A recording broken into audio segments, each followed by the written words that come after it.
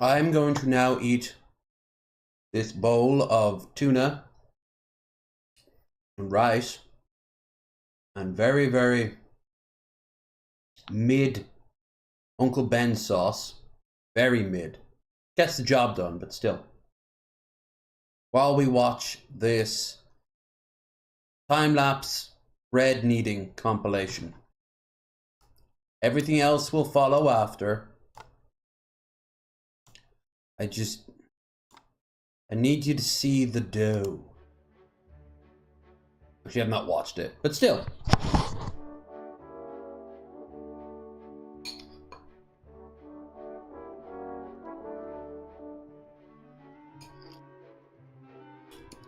Coffee.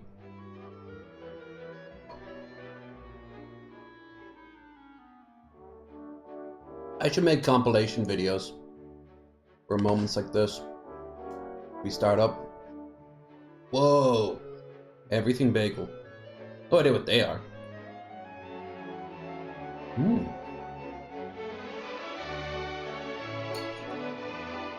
Ba-da-ba-bum.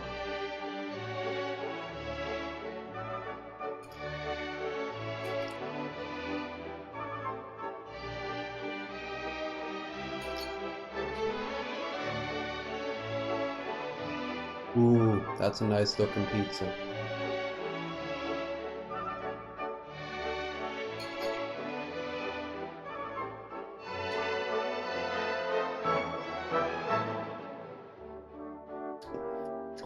Croissant.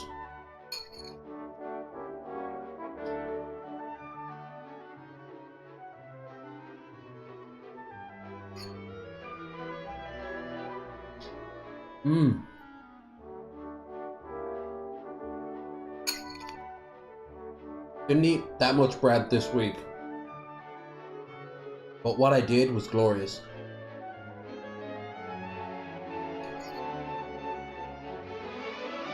Ooh. Yeah, butt. That would look like a butt.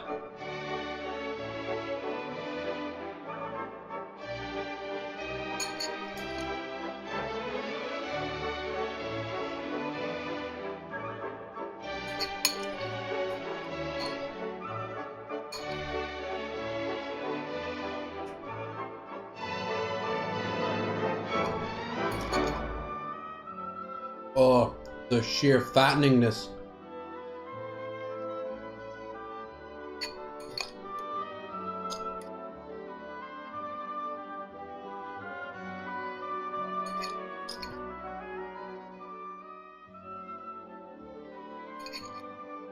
I like pretzels.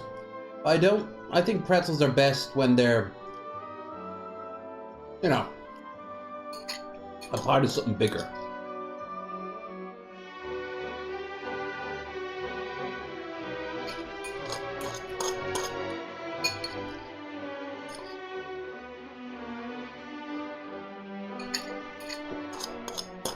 Almost done.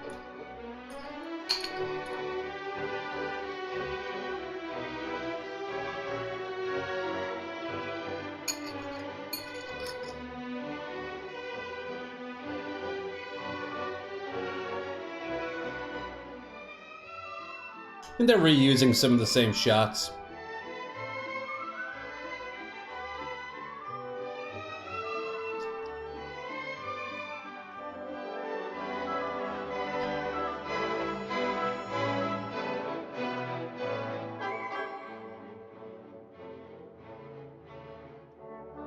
Shane Baker. 100 breads in 5 minutes. Better go and subscribe, tubes.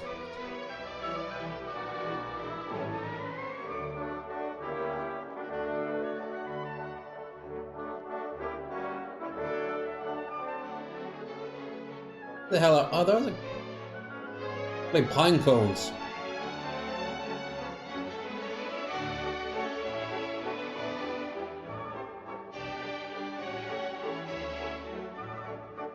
And that is me. I beat it before the end of the video. Hell yeah.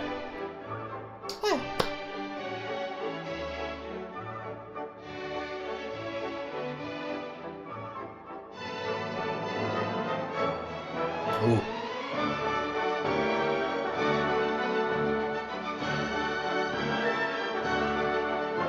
Oh, so many carbs. Gooey. They're free. Free of the heat womb.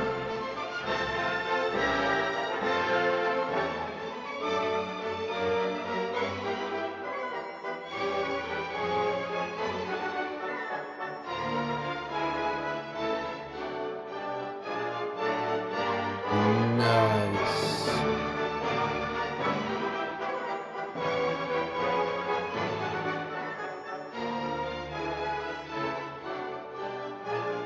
I think I'd eat some of these and I would I'd eat all of them and devour some of them.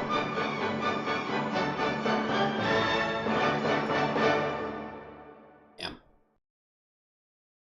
But all of it gets thrown out at the end of the day instead of feeling the poor. Welcome to the real world.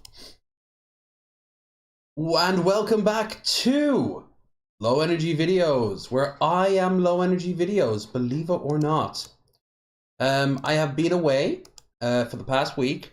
I know I made many promises of streams this week. I gave you Monday, which involved booze. Then there was Tuesday, which involved booze on my own time. Wednesday, which involved the barbecue. Thursday, which required the more booze and the recovery. Friday, which had some weed and booze. And here we are. Here we are. Now you're probably wondering, Lev, why didn't you stream during any of that? It might have been fun. It was fun. And I wanted to do it on my own. Or with people in real life. I'm a little bit jaded at this fucker right now. Not because of success,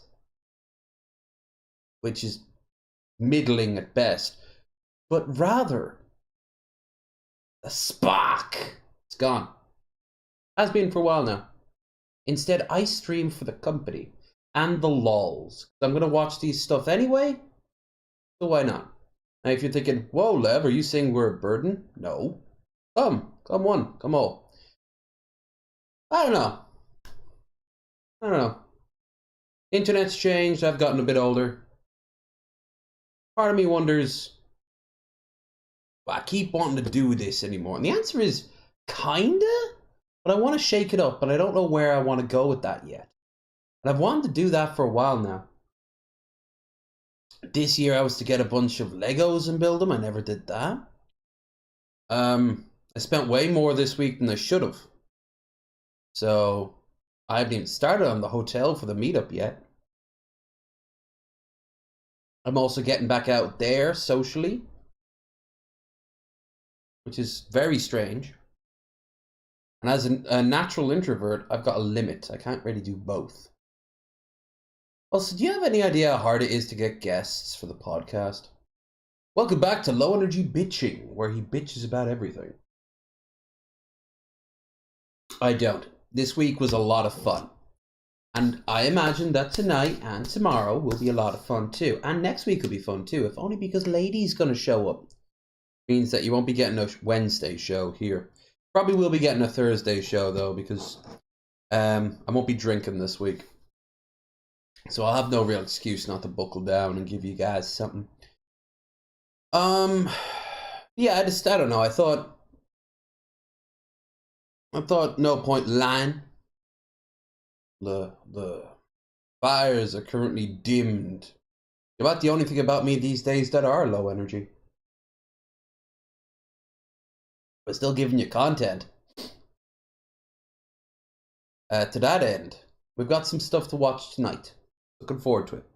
And I'm also looking forward to tomorrow, where Boglum and Mickey Richards will be joining us.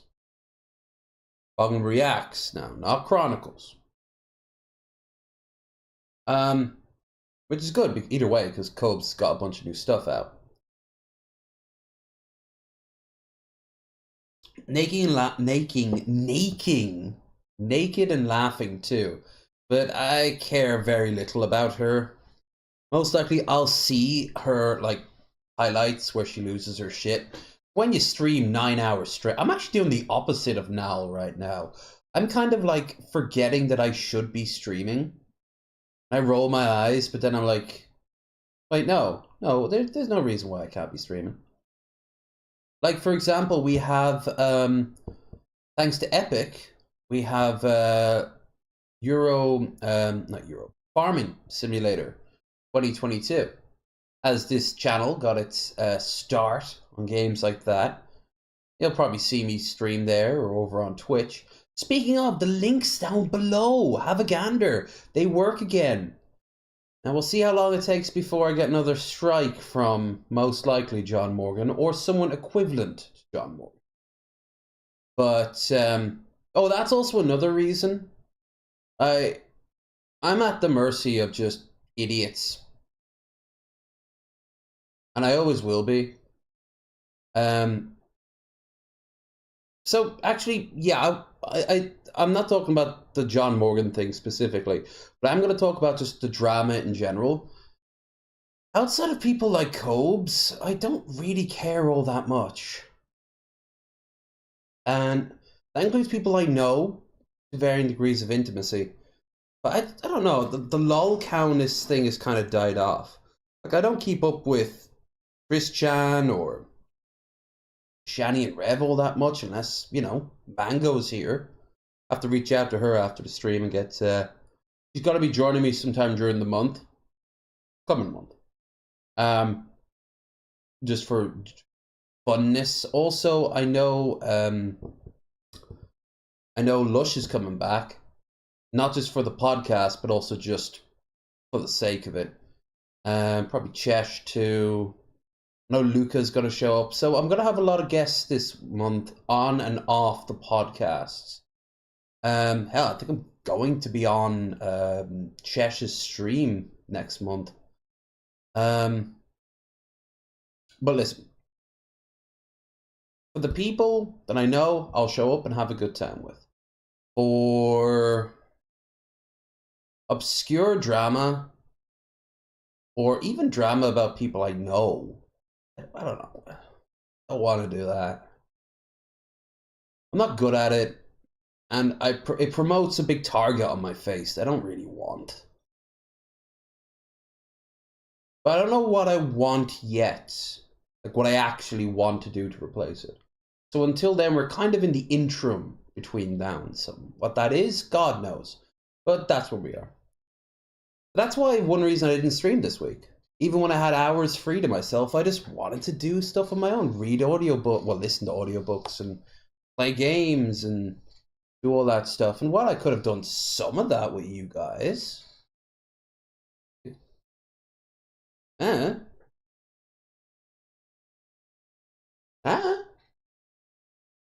see this as a downer. This is what just you gotta know. What the future is for the channel right now, it's what it is. In the future, hopefully I'll find a new angle to it. I mean, I'll be live streaming the trip, that's for sure.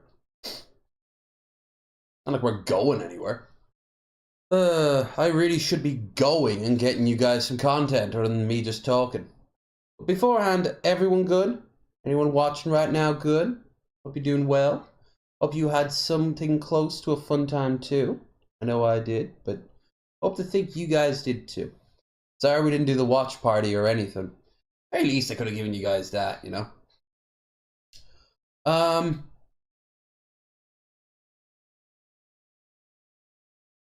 I'll be doing that this coming week, but what day is beyond me? Maybe Monday? We'll see. As for what we'll watch, I'm thinking Cocktail. And if you don't know, it's been free now for a while, so anyone who wants to pop in, just join the Discord. Link down below. Along with our stream goal, anything given greatly appreciated there. Yeah. So I think I'm gonna go and give you guys some content. But first, before I do anything else, I'm gonna have a song playing while I go up and get some paracetamol because I don't know why my eye is starting to hurt.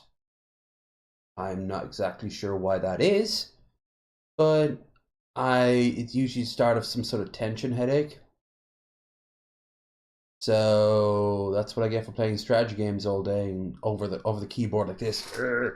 Oh, I also can't find my fucking new mouse, so I'm gonna have to use this old one. I can't rotate a screen in video games. Annoying. I think I was very stoned and I just put it somewhere. Oh, this is a natural place to put something. No, it's not. Wherever I thought it would be a natural place to put it, it was not. And I checked my keister. That was the first place. Shockingly, it was not in there. Anyway. Randomly, I thought to open up with a video to go... a song to go with the bread. So I looked, and sure enough, the bread took care of itself. But here we have That Raw Presents. But it's all one word, so it'd be Thrar. Tharar. Tharar.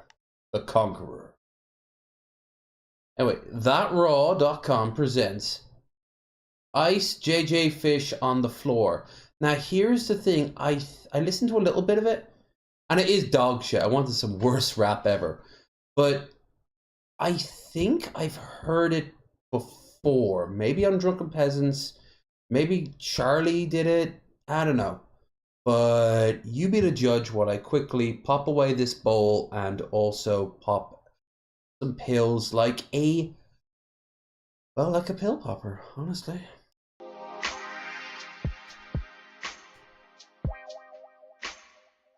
On the floor.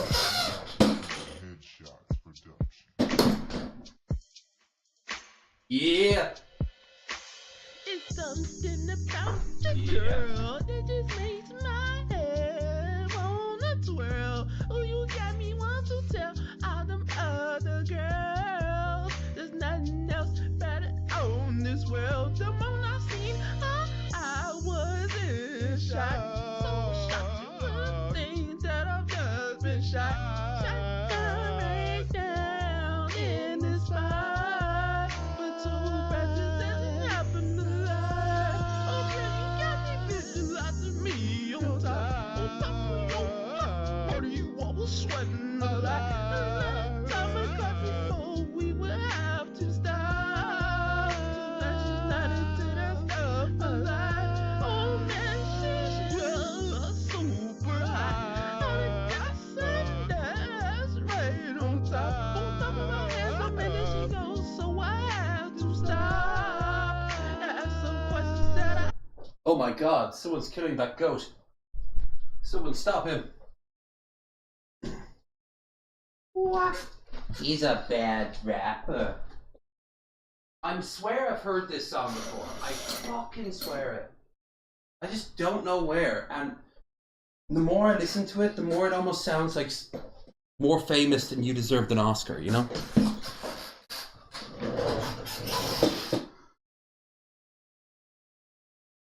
Gotta stop.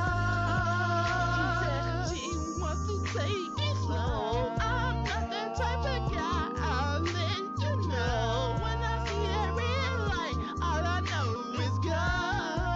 So baby girl, and do this on the floor. She said she wants to take it slow. I'm not that type of guy. I'll let you know. When I see that red light. Most bored looking woman on the planet. All I know is go. So baby girl, and do this on the floor.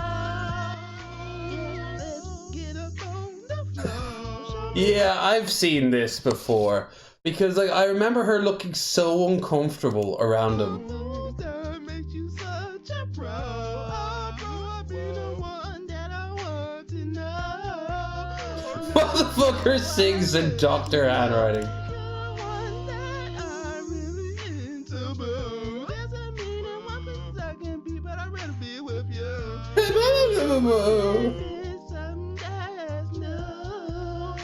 Like listening to Cyrax serenade someone.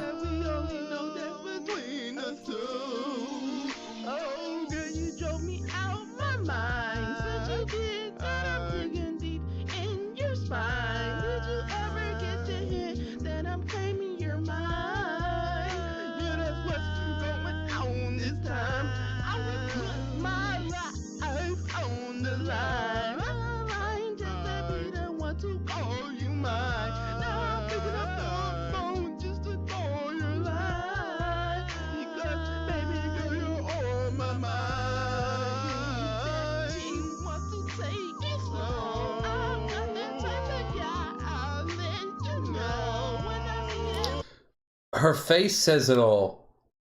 Like, she's not even really looking at him.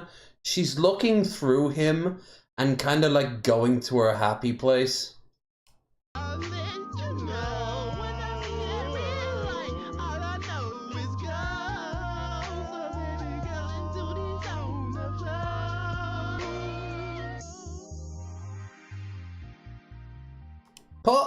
Goofy, Toofy, pick up your pants. Alright, so that was silly. And it was very silly.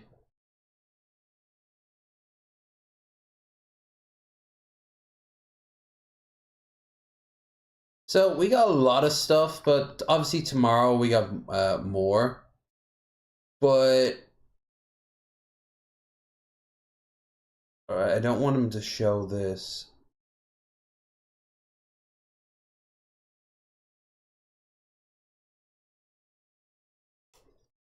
Alright, let's have a gander.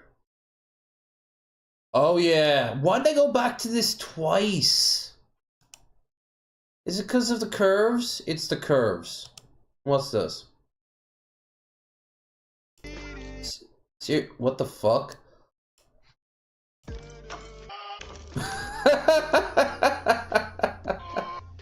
I remember.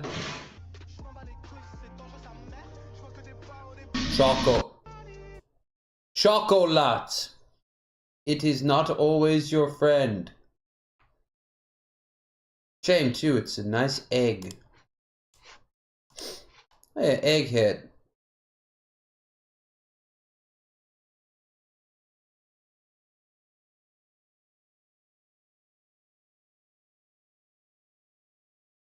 Alright. We'll pick this to start with.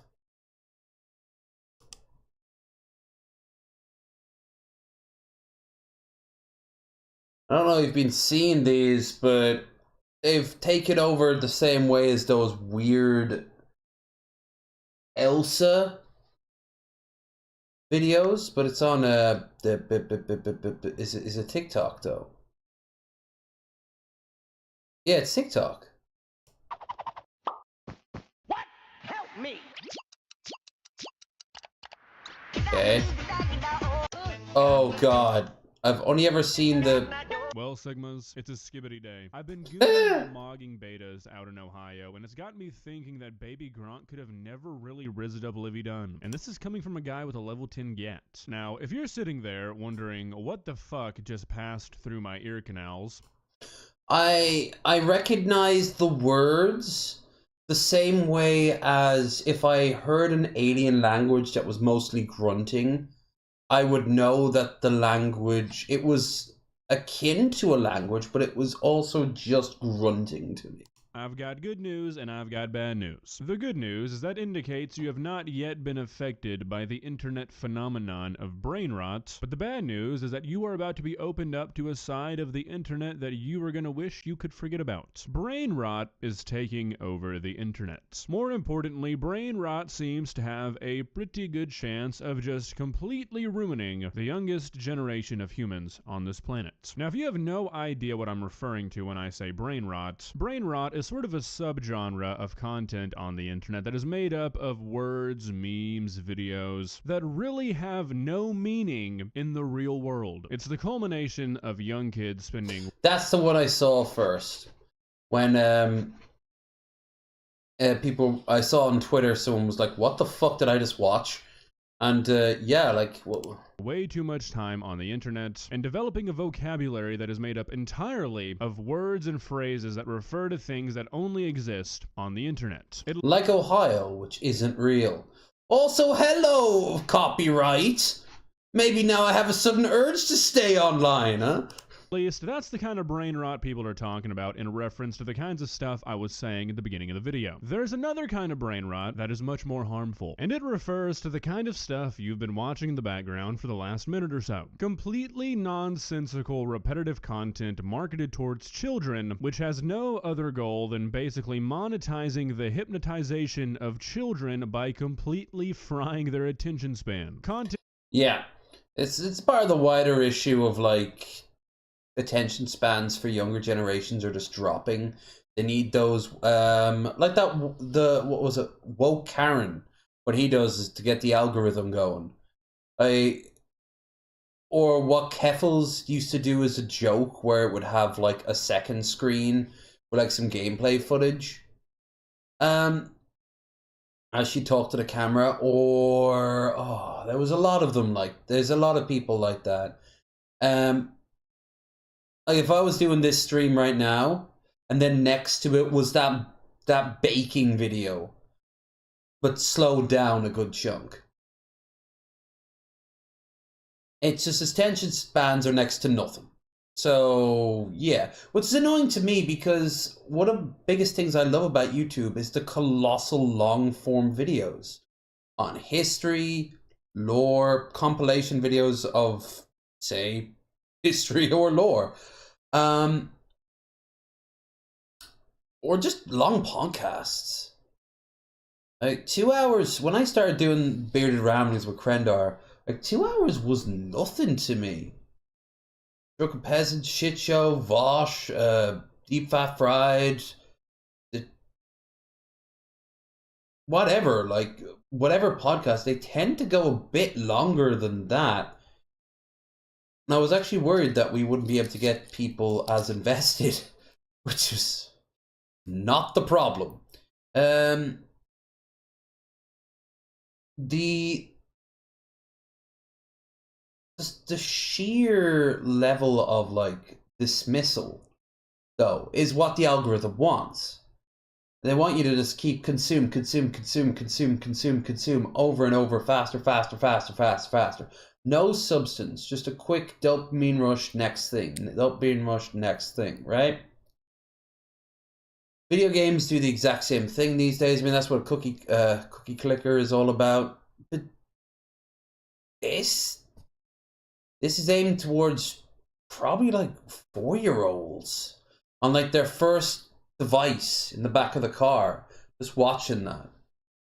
Like, this is their basis of what they're going off. When I was 4, I was watching stuff for a bit older than me, but like I was at least learning things like how to tie your shoelaces, how to not to go near the oven until you're a bit older. You know, don't drink the fun liquids underneath the sink. You know, you learn, yeah, stranger danger and shit like that. They give He-Man would give you life lessons. Fucking Pokemon would give you life lessons. They're not even doing that, and even if they're cheesy and basic as fuck, like friendship is forever. This is just gibberish. For the sake of gibberish. It might as well just be a series of slowly no, it can't be slow. Series of moderately changing colors. With strange background noises, like horns honking and plates smashing. Random laughter, you know? Just do that, and I could make that. I could make that and see if it actually succeeded. It'd be the most surreal thing ever. Because it probably would succeed.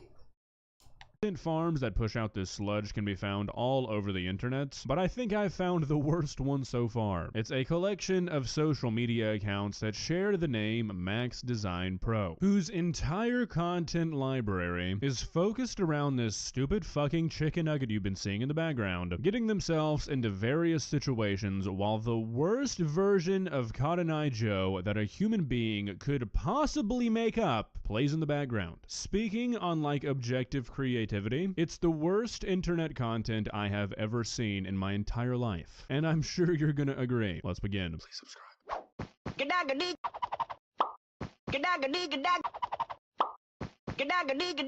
Oh. What? Help me! I've actually got somebody who kind of does this cleverly on the lineup here.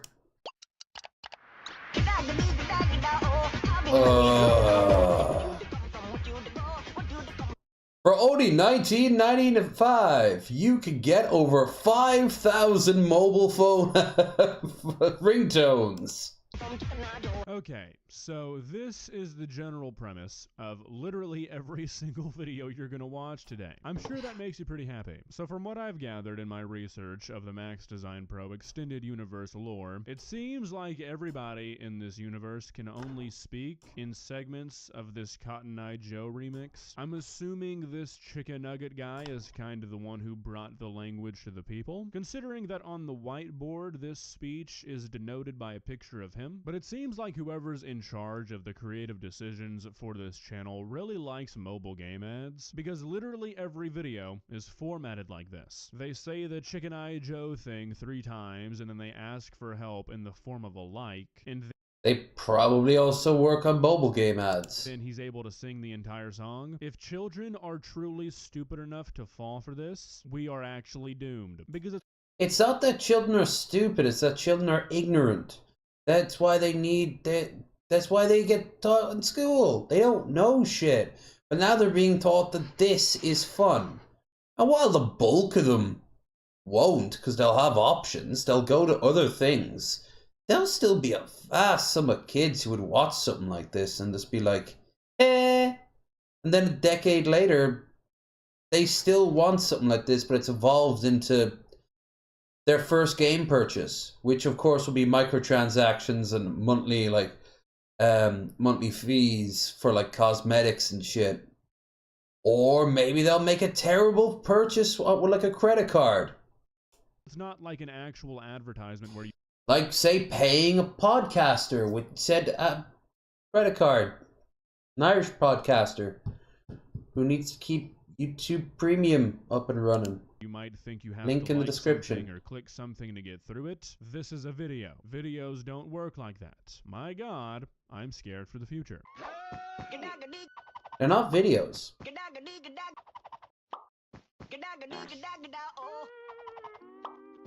What? Help me!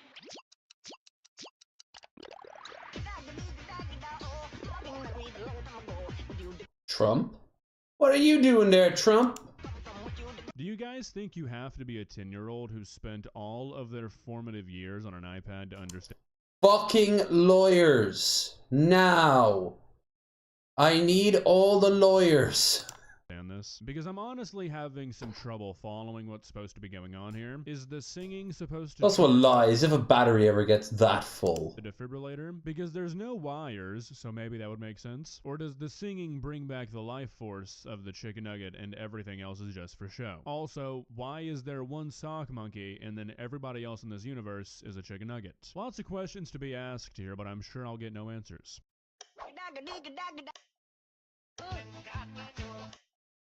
Another song.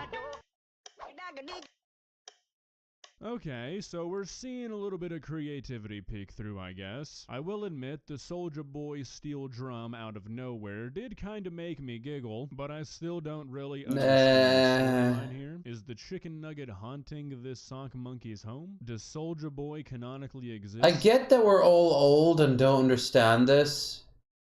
I do. That's linear time. It's just... I don't want to say the obvious thing of back in my day, but back in my day, it was a In this bit better. universe, is he a chicken nugget? There's so much to consider.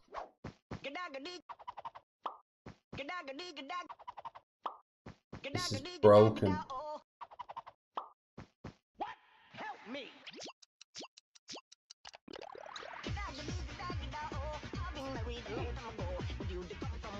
Okay, so the more of these that I watch, the less that I understand why this audio is always chosen. Like, sure, maybe you did some sort of study, and you found that this Cotton Eye Joe remix is scientifically proven to keep children entertained for the longest. Whatever. But it's always this one specific audio, with a guy shaking his head and then Kevin Hart saying, "Help me." I feel like this is pretty limiting to try and make every single video that you upload based around this audio. None of these ever make sense. I don't get it.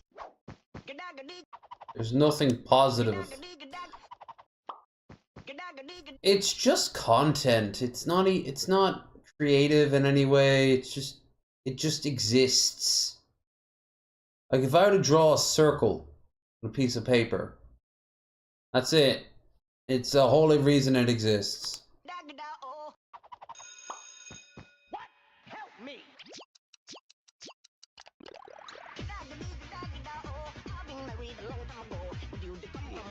These are actually somehow managing to devolve as we watch them. I feel crazy saying this, but the first one we watched is the one that's made the most sense so far. If the Chicken Nugget speaks in short segments of this Cotton Eye Joe remix, it would make sense that each picture you add of the Chicken Nugget on the board would make him talk. Okay, sweetie. Whatever, I'll accept it. But these videos don't even make He sense. needs to go deep dive into Have this. to do with the Chicken Nugget's ability to steal a test from a sock monkey. Holy shit!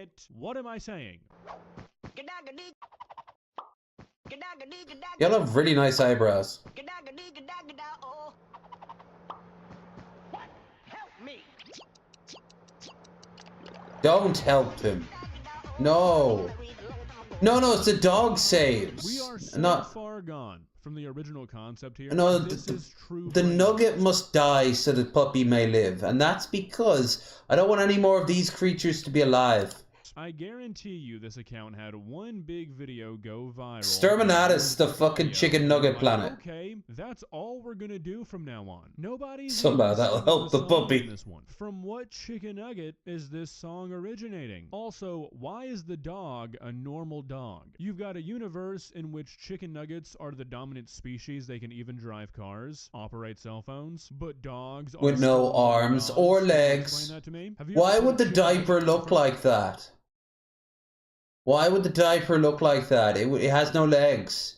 It would just be a complete and utter, like, bowl. of a dog? The entire population of this planet would be wiped out in a day. With that, though, I really think that I've seen enough here. I know this video has been pretty jokey, but I honestly am kind of worried that this kind of content seems to be getting so popular. Now look, I'm not saying that the stuff I used to watch as a kid was highbrow, super indulgent stuff, but I can confidently say that it wasn't It was me better. watching 45 videos that were all the same exact thing over and over and over again. This is a little bit worrying. Attention spans are getting shorter and shorter every day, and that's not just with children. Studies are finding the same things happening in adults, but with super fast-paced, nonsensical, mindless content like this becoming very popular, children are getting the worst of it, and it's pretty much entirely the fault of older generations. Not only are the people who make this kind of shit guilty, but parents who are willing to instantly stick their child in front of an iPad the second they get fussy, or the second they would have to step away and give them their attention, are pretty much entirely to blame. If you are this kind of parent, you should not have a child. You are doing...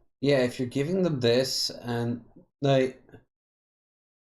There was a movie about this called The Cable Guy. You don't want him to grow up to be Jim Carrey. No one wants to be Jim Carrey today. Irreparable damage to your kid's brain. Quit while there's still a chance. Well, Gooners, what are your thoughts? Do you think that somebody needs to step in and phantom tax this kind of content out of existence? Or am I just a sussy imposter who would get mogged by Kai Cenat in Ohio? Who knows? I'm gonna go to McDonald's with John Pork to get a grimace shake and really think things over. Hopefully I can keep my mewing streak, guys. If you enjoyed this video, please leave a like and I don't like the last part there. That was bad. Bad duck. Bad duck in a suit. Your suit's mid. Oh no, it's reached me too. I blame Ohio. Speaking of Kevin Hart and Kai, Here's an interesting moment of age difference.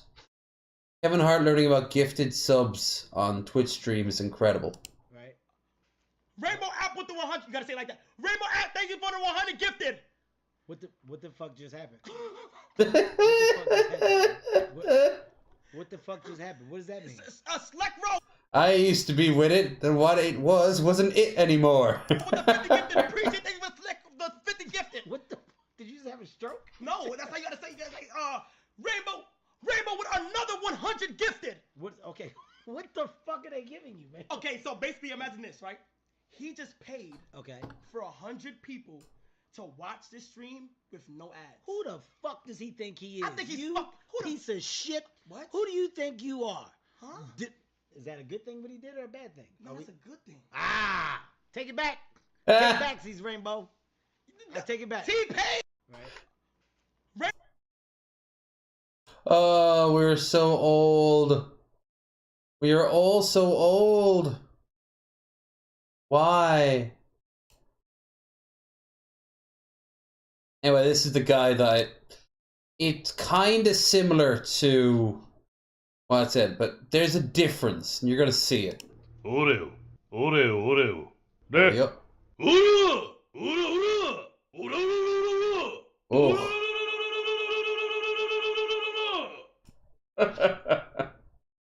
Oreos. They're what's for dinner. Because you have no idea how to take care of yourself.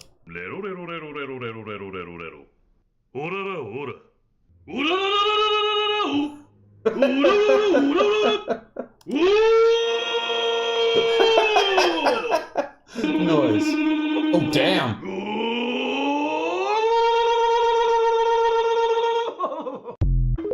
He broke character at the end there. Oreos. They're now those are mid as shit. I don't know why Americans are obsessed with them. Some of the flavors can be interesting, but I mean, it's just fine. They're just fine. Not great.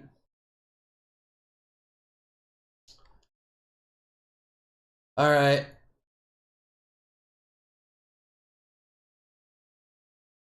Yeah. Here's another example of what I mean when I say that people throw in another video to distract and make the algorithm happy. I hope she makes pie. Okay, the Charmin Bear commercials. They're pictured here. They're the mascots for the toilet paper company, right? Originally, Yeah. It's one bear, and the commercial was a play on the "if a bear craps in the woods" saying, and the commercials always took place in the woods, and the bear's like, "I love the shit out my ass." Is it the best ad campaign? No, but it makes sense. But at Yeah. one point, it's no longer one bear, and now it's a nuclear family. I remember when they went from cartoon to CG. I was like, oh, but they had the same art style as the Red Bull ads and the Rocky Robin ads. But it was colored instead of black and white. Now, in the wild, bears aren't slaves to Now they're capitalism just and are not generic. participating in this model designed to reproduce workers. But they're still in the woods, and they love to shit out their asses, and the joke is still intact, so I'm okay with it. But eventually, they start living in a house, not a cabin. The woods have turned into suburban sprawl. They are now taxpayers. They are on the HOA board, but they still love this shit. Yeah, absolutely. Like mom takes the kids to soccer practice in the minivan. They're wondering why that black bear family has moved down the end of the street. I thought they talked about that in the meetings. Daddy Bear spends a long time in his office, especially since that new secretary showed up. Don't worry, Mommy Bear has her funny water. Doesn't make her very funny, though. Sometimes the bear's cubs have to go live with Grandpa and Grandma Bear for a while. I believe we have lost the plot. We are not in the woods anymore. Buy toilet paper. Around the crapping in the woods joke, and it makes no sense. Now it's like a modern family who won't shut up about how much they love to shit out their asses. No woods in sight. It bothers me to no end. Charmin, if you're listening, please fix your commercials now. I want to eat that. I hope. Pie. Can't eat that because it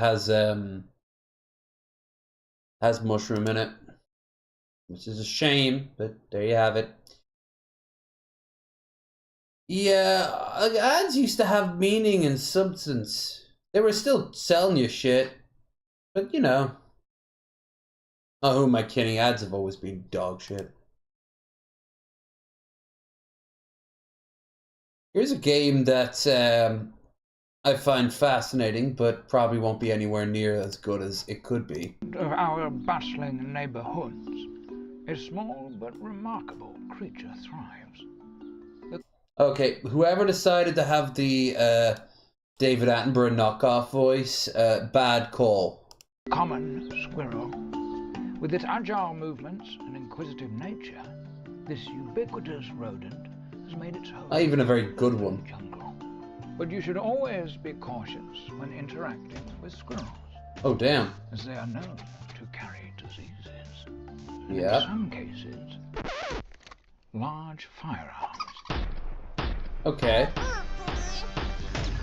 The squirrel is known for its deadly aim and non-compliance with basic gun safety regulations. Mm-hmm. So it is advised to steer clear of an area. Alright. I like the little go-kart. It's very Goat Simulator vibe. With any reports of a squirrel with a gun. Selecting its weapons carefully, the squirrel adapts its strategy to the ever-changing environment. Alright, I like how you can boost yourself, so you've got a... Alright. Custom, right. The squirrel navigates its surroundings with unmatched agility. Join this journey into the hidden world of the common squirrel. Coming 2024. www.squirrelwithagun.com. Alright, I'm gonna give it 1 nut out of 3. With no nuts being the lowest of my interest. That's it. Like, it's just... Am I interested? No. But could I be if in the right circumstance? If it's free on Epic, yeah.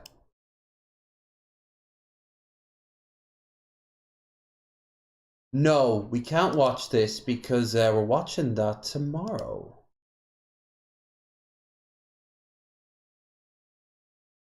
Oh, I don't remember this.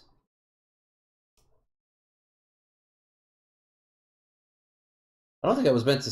I think that was an accident to save this one. And Christ, that could have been anything. Mini oil paint for Father's birthday. Oh, I suppose actually it is pretty. This is from Luna. And I'm getting her back onto the show.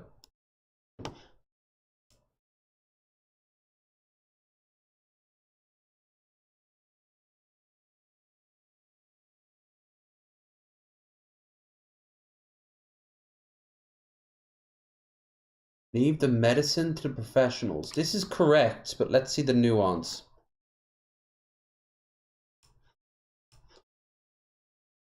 This situation why you shouldn't create your own medicine at home. Paul Karras. He looks like when the character creator has like normal looking skin for every single person except for white people, and then they look either too pasty or whatever the fuck this is. Paul Harrison. Well, that's obviously Papa Smurf, and when Gargamel finds out, he gonna stomp your whole lineage. But for real, he had got the bright idea to drink 10 ounces of colloidal silver every day, and then next thing you know, we got the white version of Blueface, baby. This situation really shows why you shouldn't create. Well, hold on. The white version of Blueface is Blue Man Group.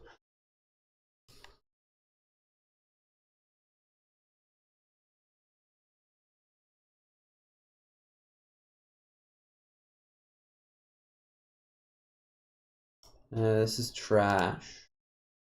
A strange obsession. No, I know what that is. Commercials in Japan are different. Yeah, they better be. Dude, this is awesome. This is awesome.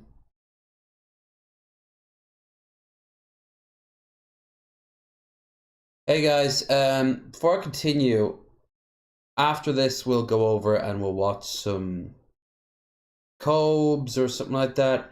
But before I continue, I just want to say, if you're enjoying the stream, don't forget to like, share, and subscribe. We won't be doing more than 2 hours. I know what I just said. That's a short one. Yeah, but I've you know. Hey. Oh, hey, Quinn. Good to see you. I've been just enjoying myself, and then I'm like, oh, I have to give them something. So I'm just going through some of my backlog with you guys. Hope you're doing well there, Quinn. I'm gonna go for probably about another hour. So after this, we'll go and check in on our sweet boy. Then we'll play the rest by ear. Oh,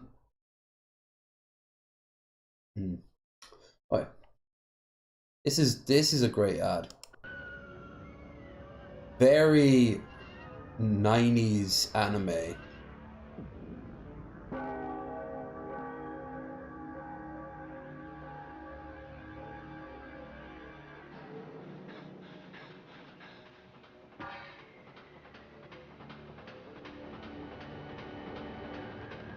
Of the random tanks.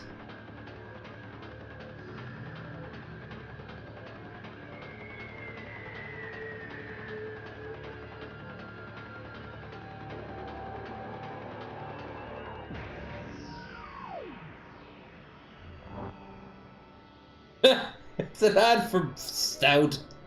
Irish stout. Mid stout. Not the best, not the worst, it just is. Murphy's is okay. Don't mix it.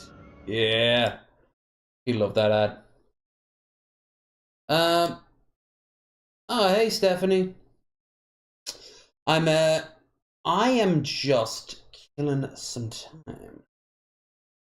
But I think it's about time we get into the heart of the cards, so to speak.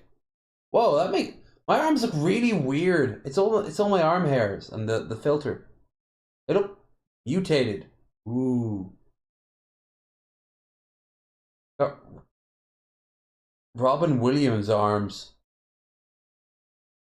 Werewolf shit. Can I higher the filter up a little bit? That's fine, isn't it? Yeah, I hope you're all having a fantastic day, evening, fantastic week. Don't forget, podcast is on tomorrow. But yeah, let's pop in and see how Cobes is doing.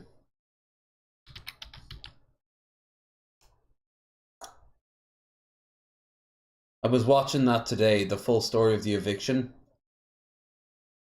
I'm tempted.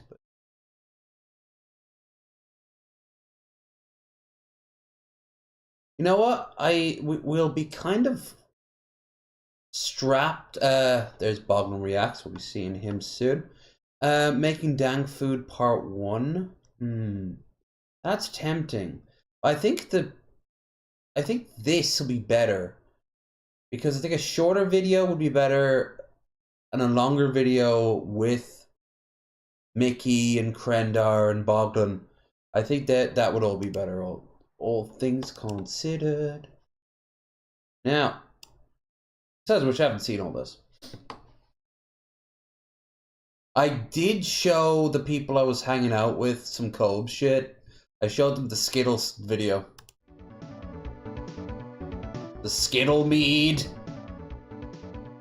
Oh. We got a burger from Denny's. Oh, only the best for Cobes. Yeah. Check it out.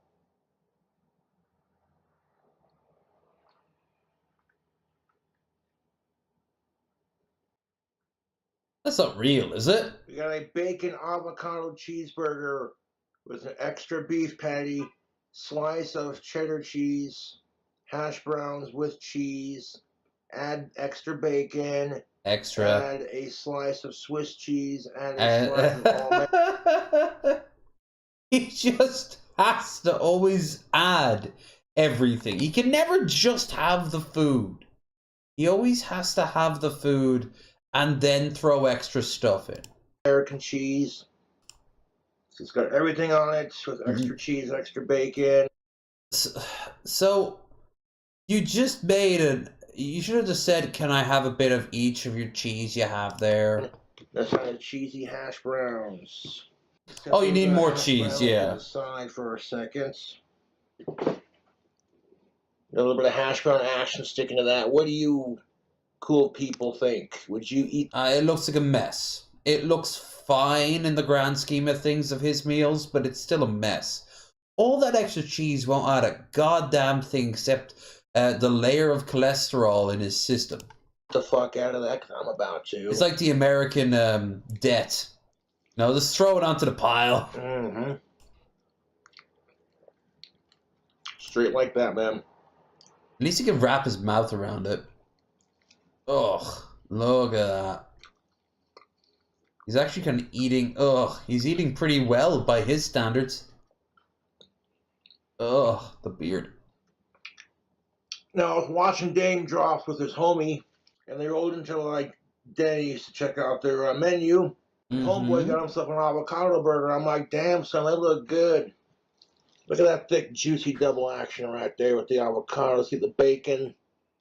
Oh, chunks of it falling off. Oh, avocado all over the desk. Pick it up real quick. Oh, of course. He's starving. He needs to eat every single thing. That's my keyboard was loose. I have eaten today 3 of those bowls you saw me eat earlier. That was the last one. I'm running out of days, so obviously that'll be the case. But I feel fantastic. Tuna, rice, and a bit of sauce. But even when I was hanging out this week and like gorging myself, they were very straight cut meals, like a beef dog and a cheeseburger, and it was grand. I didn't even get 50 types of cheeses. A little bit hungry, huh?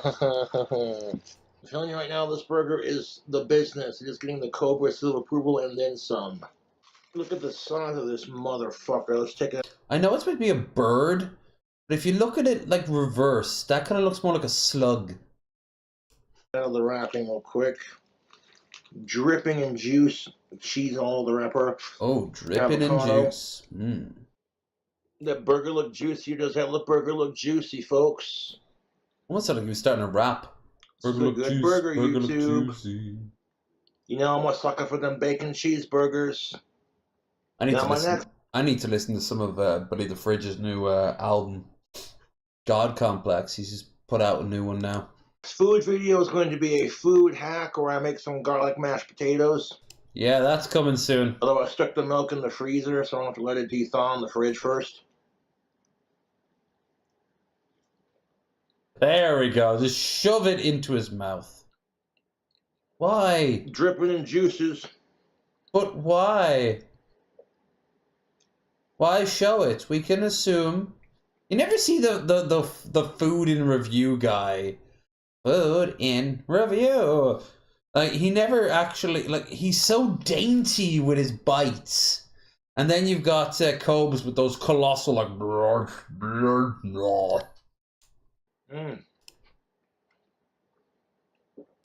A little bit of grease action on that. Sexy grease. Finally, I feel some intimacy. Watching the video got me craving a bacon cheeseburger, man, ain't gonna lie. Should have just made your own then. Food hack. YouTube. Yeah, that's me. I am That is a tasty burger. I'm definitely gonna snack on that later when I get more hungry. When I eat more hungry? Slapping sun. The avocado was a nice touch. Now I ain't got a fork on me, so I think I'm just gonna pick these up and eat them as is. Cool. Go with that hash brown action. Jeez, it's like there's coleslaw on top of it. There's so much cheese. Those are good hash browns. How could you tell? And I'm here for it. Would I wear this exact same thing at Denny's? Absolutely. If I was going back to Denny's again in the near future, I'd reorder this menu item just the way I made it. All that greasy love. Well, folks, what do you think? Too obvious to make a joke about Naked and Laughing. Would you eat it? In its traditional form, sure. I was getting a little bit of hungry action going on while I was waiting for my milk to thaw. Excuse me. Milk But I to gobbled a couple bites thaw. down for the review because I definitely will be eating the rest of this sooner or later.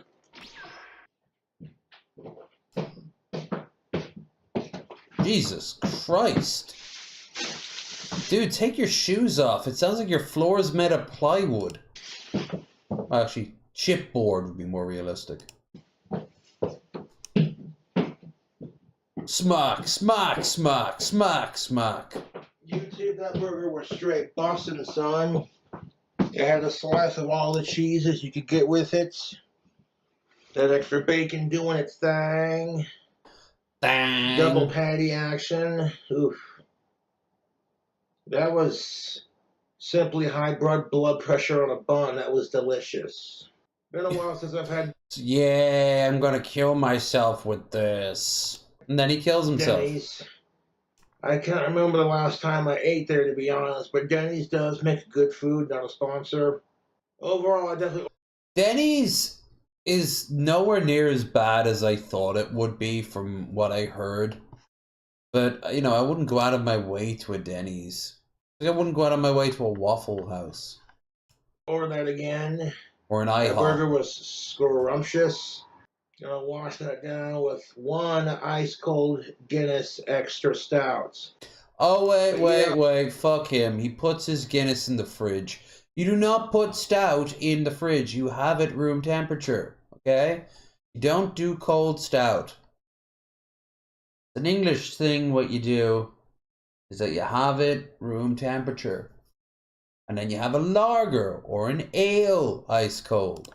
Folks, I'll be doing a cooking video after I finish that burger and hash browns and the milk dethaws.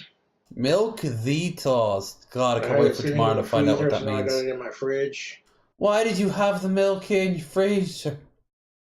You have it in your fridge. You don't put milk in the freezer. It's gonna be watered now. You just created skim milk. And we'll get you up on that King Cobra JFS official cooking action where I make some mashed potatoes and gravy. And I ain't doing it by hand neither, just a heads up. It's going to be like, you know, the pre-made stuff where you just add like a little bit of here and there, you know, a little bit of this and that, and boom, you got it. You know what I'm saying? No, but okay. But yeah, check out the new Denny's avocado burger. Once again, I want to say thank you to you for watching this food review. See? He even knows who he is. Does he try to make a comparison with him? That would be kind of weird. I, for one, find this King Cobra gentleman quite unpleasant. You know, almost done unpacking. I got like a couple more boxes left. Most of it's pretty much unpacked. It's just getting the rest of it unpacked. Ah, yes. Once you're done with a food review, you need to talk about packing updates. And then getting it organized. But that ain't nothing but a trip, you know what I'm saying? I'm not in a rush to get everything unpacked. Because now it's like the last leg of the journey. And I've been getting it done. Got a couple boxes done today so far. Gotta say, I'm liking the new place. It's pretty nice. Yeah, and that burger was delicious. And thank you for watching me eat another deliciously unhealthy bacon cheeseburger. You're the enablers to my heart attack. That burger was slapping, dude. I'm sure it was. Hey, that's it? Okay. Well, we're glad that you're back. Now, what the hell's this? Oh, oh, okay. Cameras are good enough for direction, whatever the hell it was. So, unless you don't want to get hit by a train. I've owned a Tesla for less than a year, and in the last 6 months, it has twice attempted to drive directly into a passing train while in FSD mode. The most recent occurs on May 8th. I've dash cam footage of the event.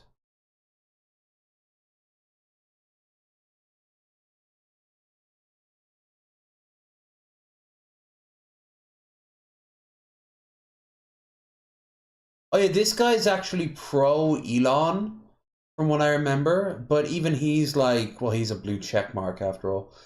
He's very much like, hey, I like Teslas. Obviously, I own one. But this major issue happened, and the fanboys apparently are losing their fucking minds. Woo! I thought this was AI. There's no audio, by the way. I thought it was AI the way it kind of looks Uncanny Valley-ish. But I mean, that's just a nighttime.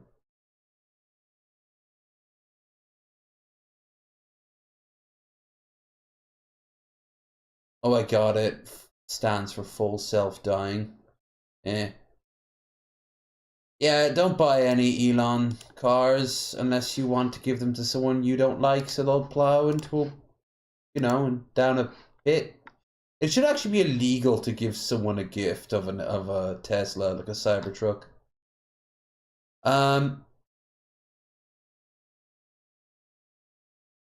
Okay, seen that. Now, what are these two things?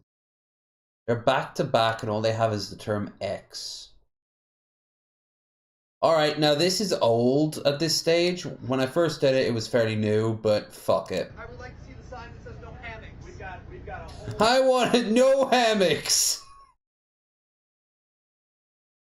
That person's in a tent behind me there. Yeah, we are allowed tents, no hammocks. Where's the no hammock sign? No, I can't see you can't see me, you don't... You can't see me! If I don't see it, it's not illegal. I'm not here! No. Oh my god! Oh my god! I thought this was the UK. Spin him around like he's in a cocoon until he's like... Yeah, do the spider thing where you just envelop him. I won't be stopped! The weirdest thing is, he looks like a friend of mine. How can he even get out of there? Battle hammock. Come on, just drive the bus. Everyone's got places to go. I have places to go. What are you talking about, buddy? You're home. I love how this dude here, he's just looking at him like, oh, hell yeah, this is my afternoon sorted. Can you get down so we can get where we're going? Please? Dude, please? I'm staying in the hammock. Hammock rights matter. Dude, get down! There's AC here, I've got snacks. Well, hey, you're not meant to eat on the bus. So, yeah, you're fucked.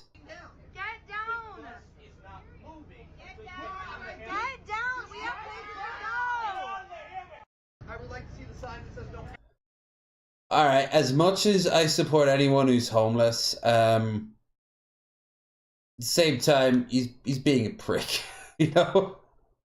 He's being the old prickerino. Is this the same one? Yeah, so why is it still up there? Alright, so here's another one. Right next to it. Oh, hell yeah, the summer hit that swept the nation. I'm not gonna joke, like, it's the first time I've seen AI that I actually found mildly entertaining. Eventually, there'll be stuff that'll be passable that's AI, and then eventually, we'll just be all drinking the Kool-Aid. I'm not even putting up a fight against it. I'm gonna go out on my own terms, but still. Alright, you know what that music is, I'm not gonna copyright. So, basic premise. Swole Cat Dad, who's also a lifeguard, and is hanging out with his daughter on a cruise ship. Having a good time. Then suddenly Kitty falls! No! Dad is freaking out. Everyone else, including every single Cybertruck owner on the planet, is freaking out. Kitty is getting blown away. But Cat Dad's there to the rescue. Watch out, there's sharks, said by a game show host. Here comes a very oddly proportioned shark. Cat's not happy, but Daddy's here to save. Daddy's pissed. Okay, so the girl's safe. That's the first most important part. But Shark's gonna eat. Not on Daddy's watch. Daddy proceeds to have a homoerotic tussle with the shark, who, unlike him, is a wild animal, so it cannot consent. Kitty looks on quite worried for the safety of the dad. Also the fact that she's young enough to know that consent matters. A whale for some reason. Underneath the water, the shark is very much now the bottom bitch. The sussy baka of the relationship, I do believe. Almost in an act of honor, I see. The cat brings the shark down to a level of equality, so they can have fisticuffs like gentlemen of old.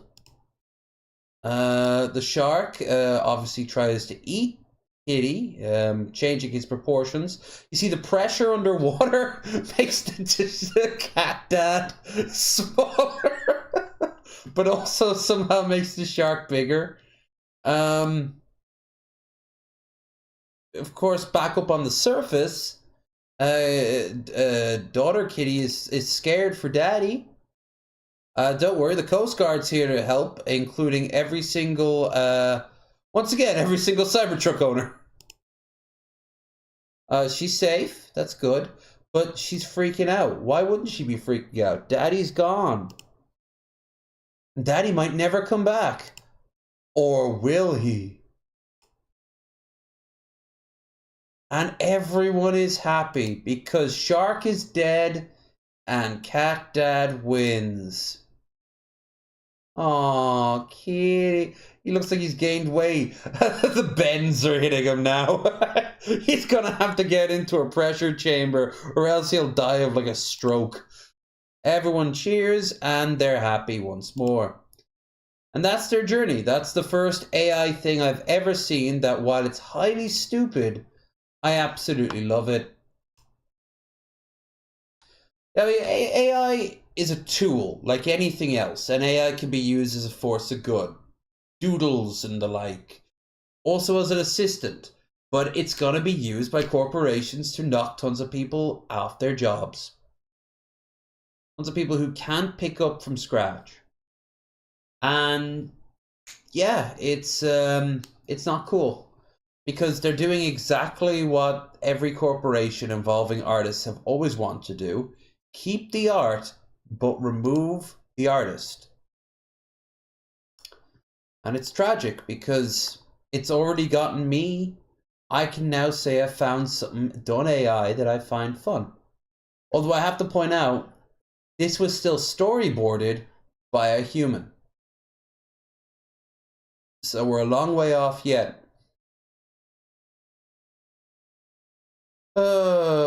This was not what we were promised as kids. Now what's this? No thanks, future technology. Oh, here's the, if I remember right, this is the very topic.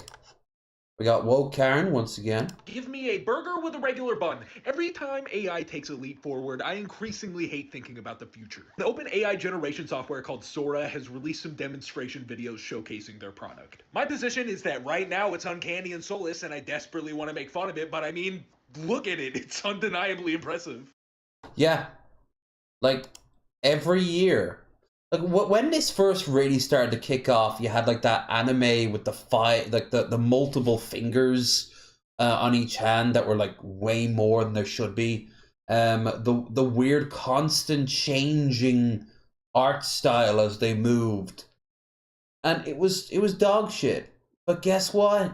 It's only going to get better and better. What we are seeing right now is AI at its worst.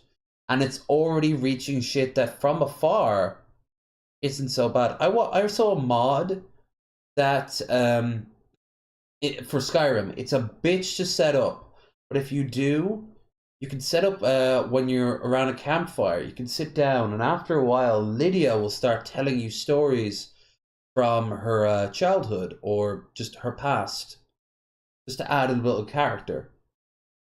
if you get someone to write those right, like correctly, those could be really good.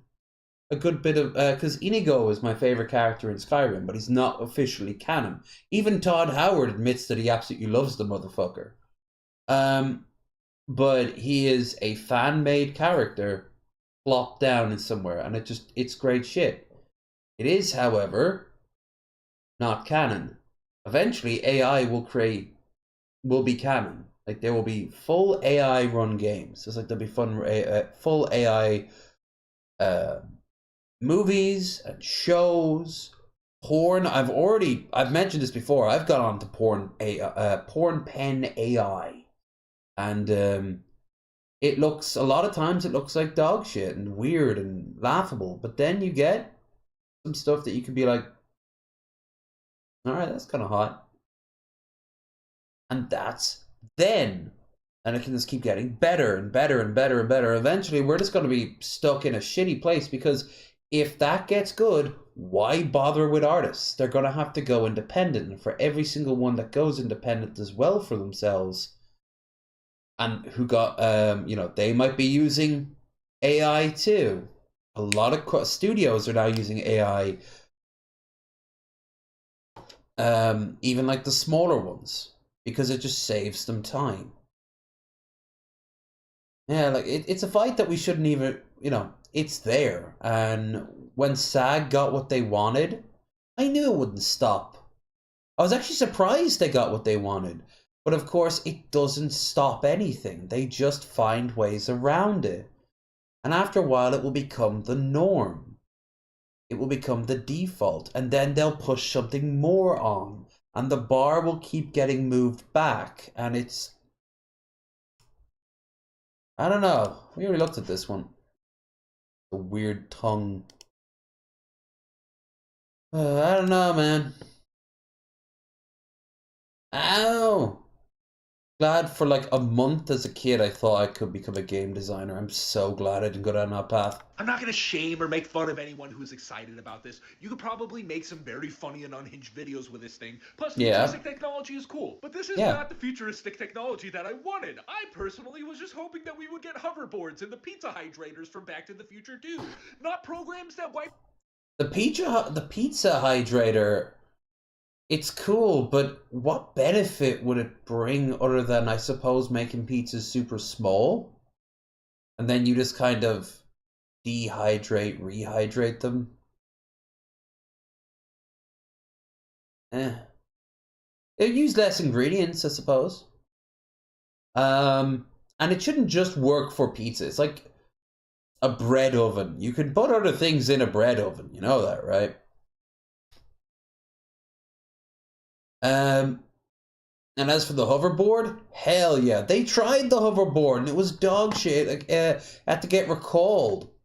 About entire job industries by allowing corporations to massively cut down on labor and create unoriginal and boring art in the process. This is the exact thing that the SAG-AFTRA workers who got screwed over were trying to warn us about. Technology is good when it's in the hands of the people and can make our lives easier so we can focus on art and creativity, but we're charging in the opposite direction, and maybe we should install some regulations and protections before it's too late. I used onions instead of buns.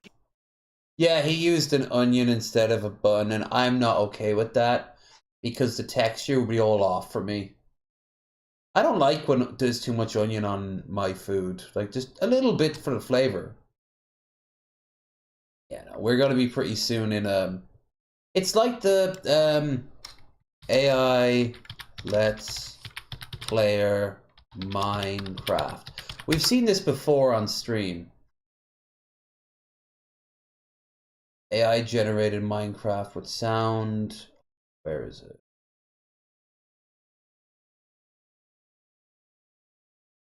Right, so these are all like AI generated Minecraft videos, but there's one where it's just here.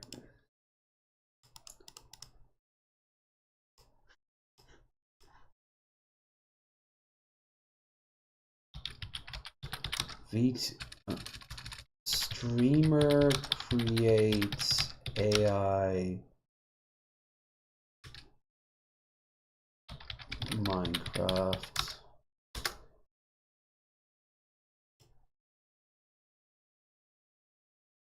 Come on, I had it on stream and everything.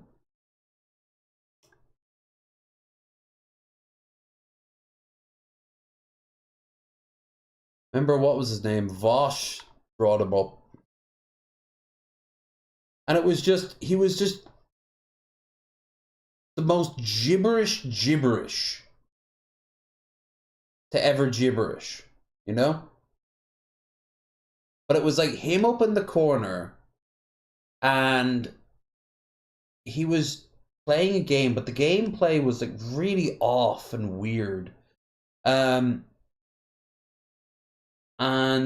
he would just say things like, he would react to me like, whoa, and then have a bunch of memes related to Minecraft, and then he'd say whoa and repeat the process over and over again. It was just weird, but it technically worked.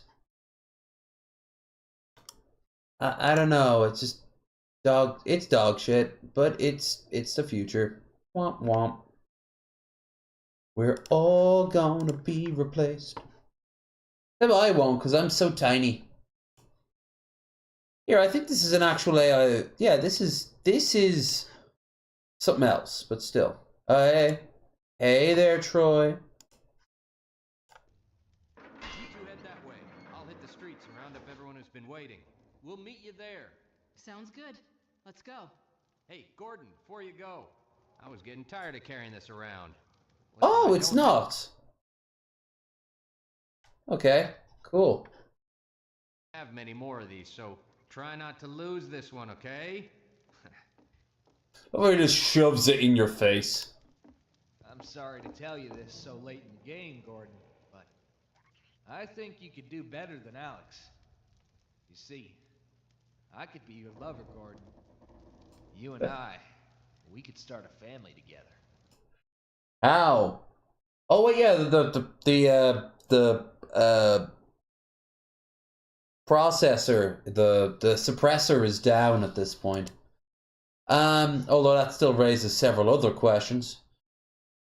But yeah, I thought that was AI, but apparently it's not. Hell, I remember when this was the big game, like, changer. It was so wild. Remember when PlayStation was made? I remember when N64 came out. Jesus. Old.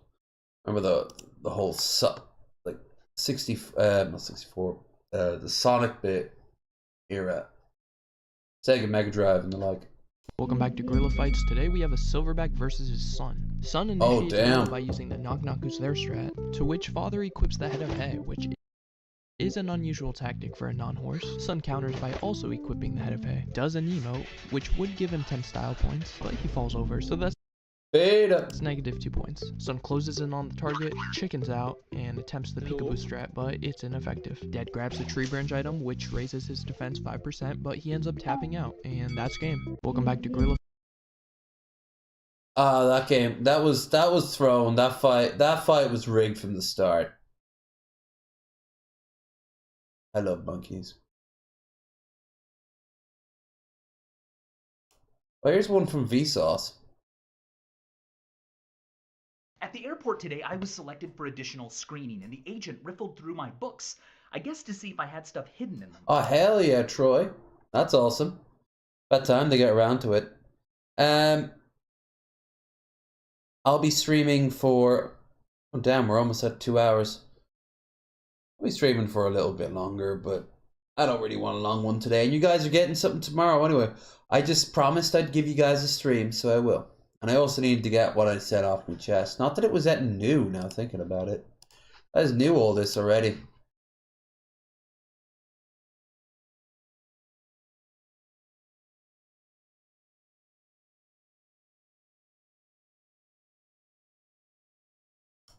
Alright, watch that one after this. Boop. I had 3 books with me. I had some John Berger, I had some Philip Bump, but I also had this new acquisition. Bump. Do you know how hard it was for me to get this book? I don't know, but it's making me feel hard. It's banned. The only way to get a copy is to find someone who snatched one up before the threat of legal action ceased its publication. Here's the thing though, this book contains no words. However, the further you get into it, the darker it becomes. You might notice that it's titled 50 Shades of 50 Shades of full stop gray. Gray, but it's gray with an A, not an E. This is not the 2011 erotic romance novel by E.L. James. Erotic is doing a lot of heavy lifting in that one. It is an empty book by Shed Simone. It's literally just 50 shades of the color gray arranged. I won't say who, because you guys might recognize the name, but I actually know somebody who, as a rebuttal to 50 Shades of Grey, not this kick-ass version, but the OG crappy one, actually went and published their own books on 50 Shades of Grey. They didn't sell that much, but it's like a rebuttal. Like, this is actually how an S&M relationship works. Arranged in sections of decreasing brightness. Unfortunately, Random House thought that his title was too similar to their title, so they sent Simove a cease and desist, and he complied, which means this book has become very hard to find. At the airport... I can imagine that's worth a good bit of money.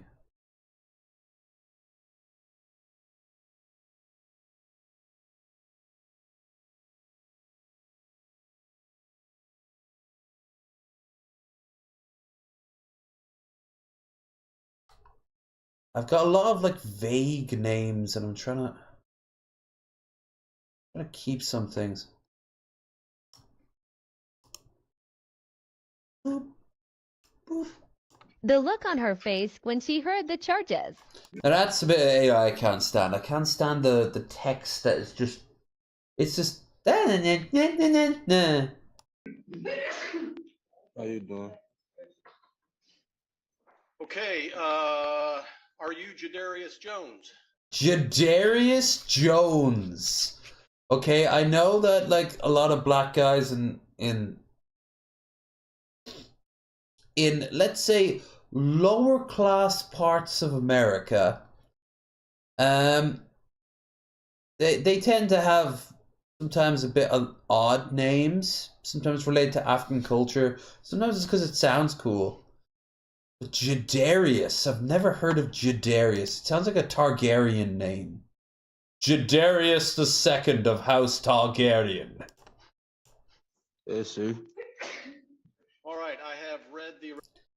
She looks like she's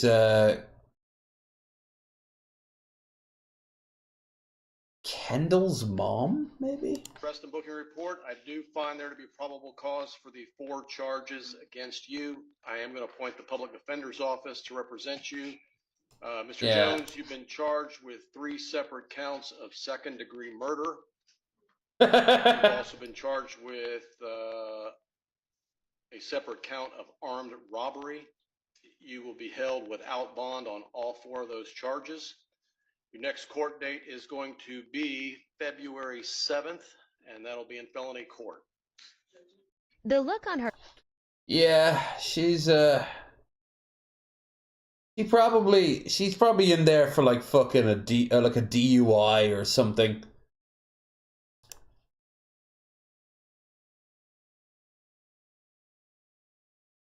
Actually kind of reminds me, body cam footage? Maybe. What, cans from movies and... oh, this is interesting. I like this. This is a great prop trick by a special effects guy out of Chicago. He uses black paper tape to make the cans look like they're open. This is perfect for drinks being dressed in the background, or if you have background extras that need to have cans in their hand. Cans are less fragile when they're closed, so you make less of a mess. I think it looks pretty good, and it won't dampen the mood. This is a... well, now you gotta throw that hat away, because that shit's gonna be sticky. Sticky hat. I think that's really cool. Prop guys like have to work so hard. Even like, no matter how good AI is gonna become, they will still have to have like this practicals. For example, ADR. If you ever watched a film where there's a scene where like the actor's head is turned, toss salad and scrambled eggs, mercy. But if you ever seen a where like they're facing another person and they're talking, and the audio sounds a little bit off, they most likely had to get that person in to re-record it. Maybe they had a new line read, maybe they had their last one was like corrupted or it sounded like dog shit, whatever. So there's always going to be use for... There's always just going to be use. Hi, Hank. Did you know that it's almost impossible to keep building subways in Rome? Because first time I heard this, I thought, wow, was he drinking? But yeah, he was recovering, if I remember right, from chemo, so... As they do it, they keep uncovering like amazing archaeological finds. The Metro C expansion has been under construction for 40 years because they can't like dig this stuff up. As they dug down through layers of modern, Renaissance, and medieval remains to the level of ancient Rome, they found what looked like a grand stairway made with sheets of granite and antique yellow marble. I mean, it's all antique. I was gonna say. Along the way, the remains of a matching stairway, these steps long, shallow, and deep, led archaeologists to the conclusion that they were looking at the seats of a covered rectangular amphitheater, a place where plays, speeches, and debates were held by the city's poets, scholars, and politicians. God, that's cool. I guess you're gonna have to take your bike to work, though. Yeah, well, it's Italy. You're probably gonna have a Vespa. Just because you don't have a car in those places unless you're out in the countryside, because those cities are super tiny. So you're gonna have a super tiny Vespa everywhere. They're ridiculous looking, but they get the job done. Oop. Name something that's forever funny no matter how many times it's repeated. Okay. I'm sorry. These books are a little overdue. Conan the Librarian. Okay, that's good. One more time. I'm sorry. These books are a little overdue. Oh, I love that. I love that Arnie style face. Hell yeah. Oh, you can see how fake. Look how fake he is there. My God, he's gotten some of the Joker gas on him. Conan the Librarian. So that was a pretty impressive cut, regardless. I wonder if they had the strings either side of the puppet that was already pre-cut.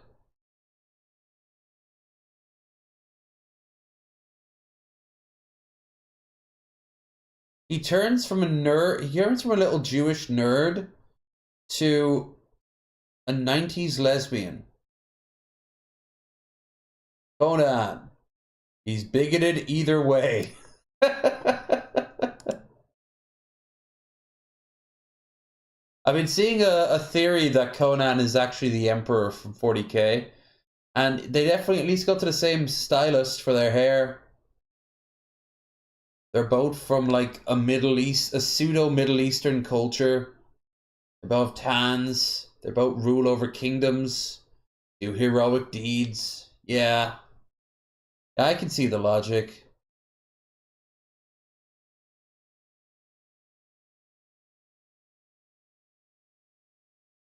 Here, we'll watch this. And then we'll move on to something with a little bit of meat to it. I'm not sure what. Maybe an Adam something video? If he's got anything going on.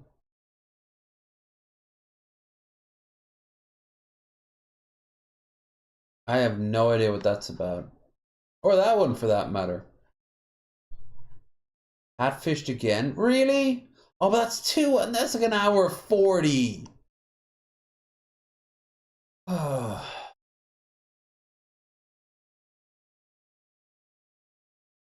Seems it's a busy night tonight. I can't compete with all these, so luckily I don't care to.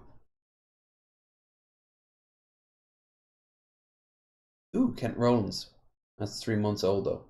Oh, the Skibidi Toilet one. Yeah, Skibidi Biden.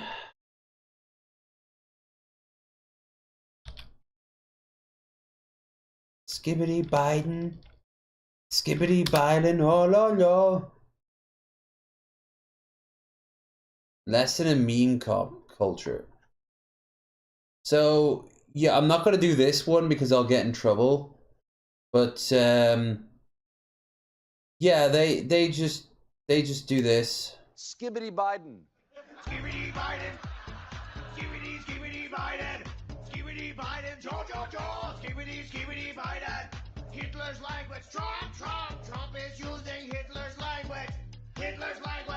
Trump is using Hitler's language. Skibbity. That was something I just saw, I think. Ooh, that's half an hour. It's pushing it. How Tesla made the worst truck ever, but we know the gist of it. We want news stories of how the truck is fucking shit up. And the truck is fucking shit up. Mostly for anyone who's ever had it. My Sentra is the smallest car I own. Missized, I think. I like it. Nice. New phone today too. Oh wow, somebody's been a big spender as of late. I think I'm about 5, even though I think you're older than me. Yeah, the thing is that like people were doing stuff like Skibbity Biden, Skibbity a toilet, whatever the fuck it was. Like back when Gmod came out. It was just gibberish, silliness, you know? Peanut butter jelly time, shit like that. It's just there.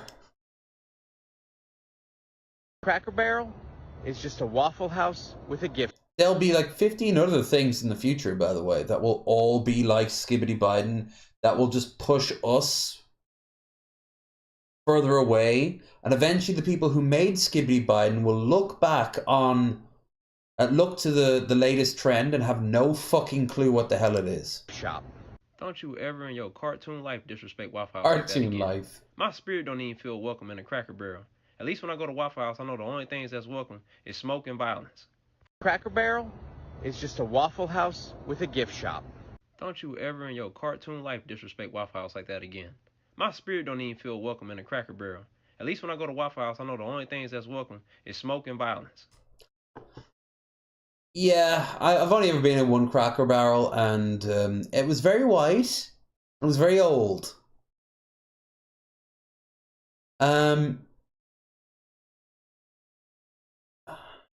We'll see about this. For on though, let's go to Adam something and see if he's got it. If he's got a new thing, we'll watch that. If we already watched that one. We watched that one.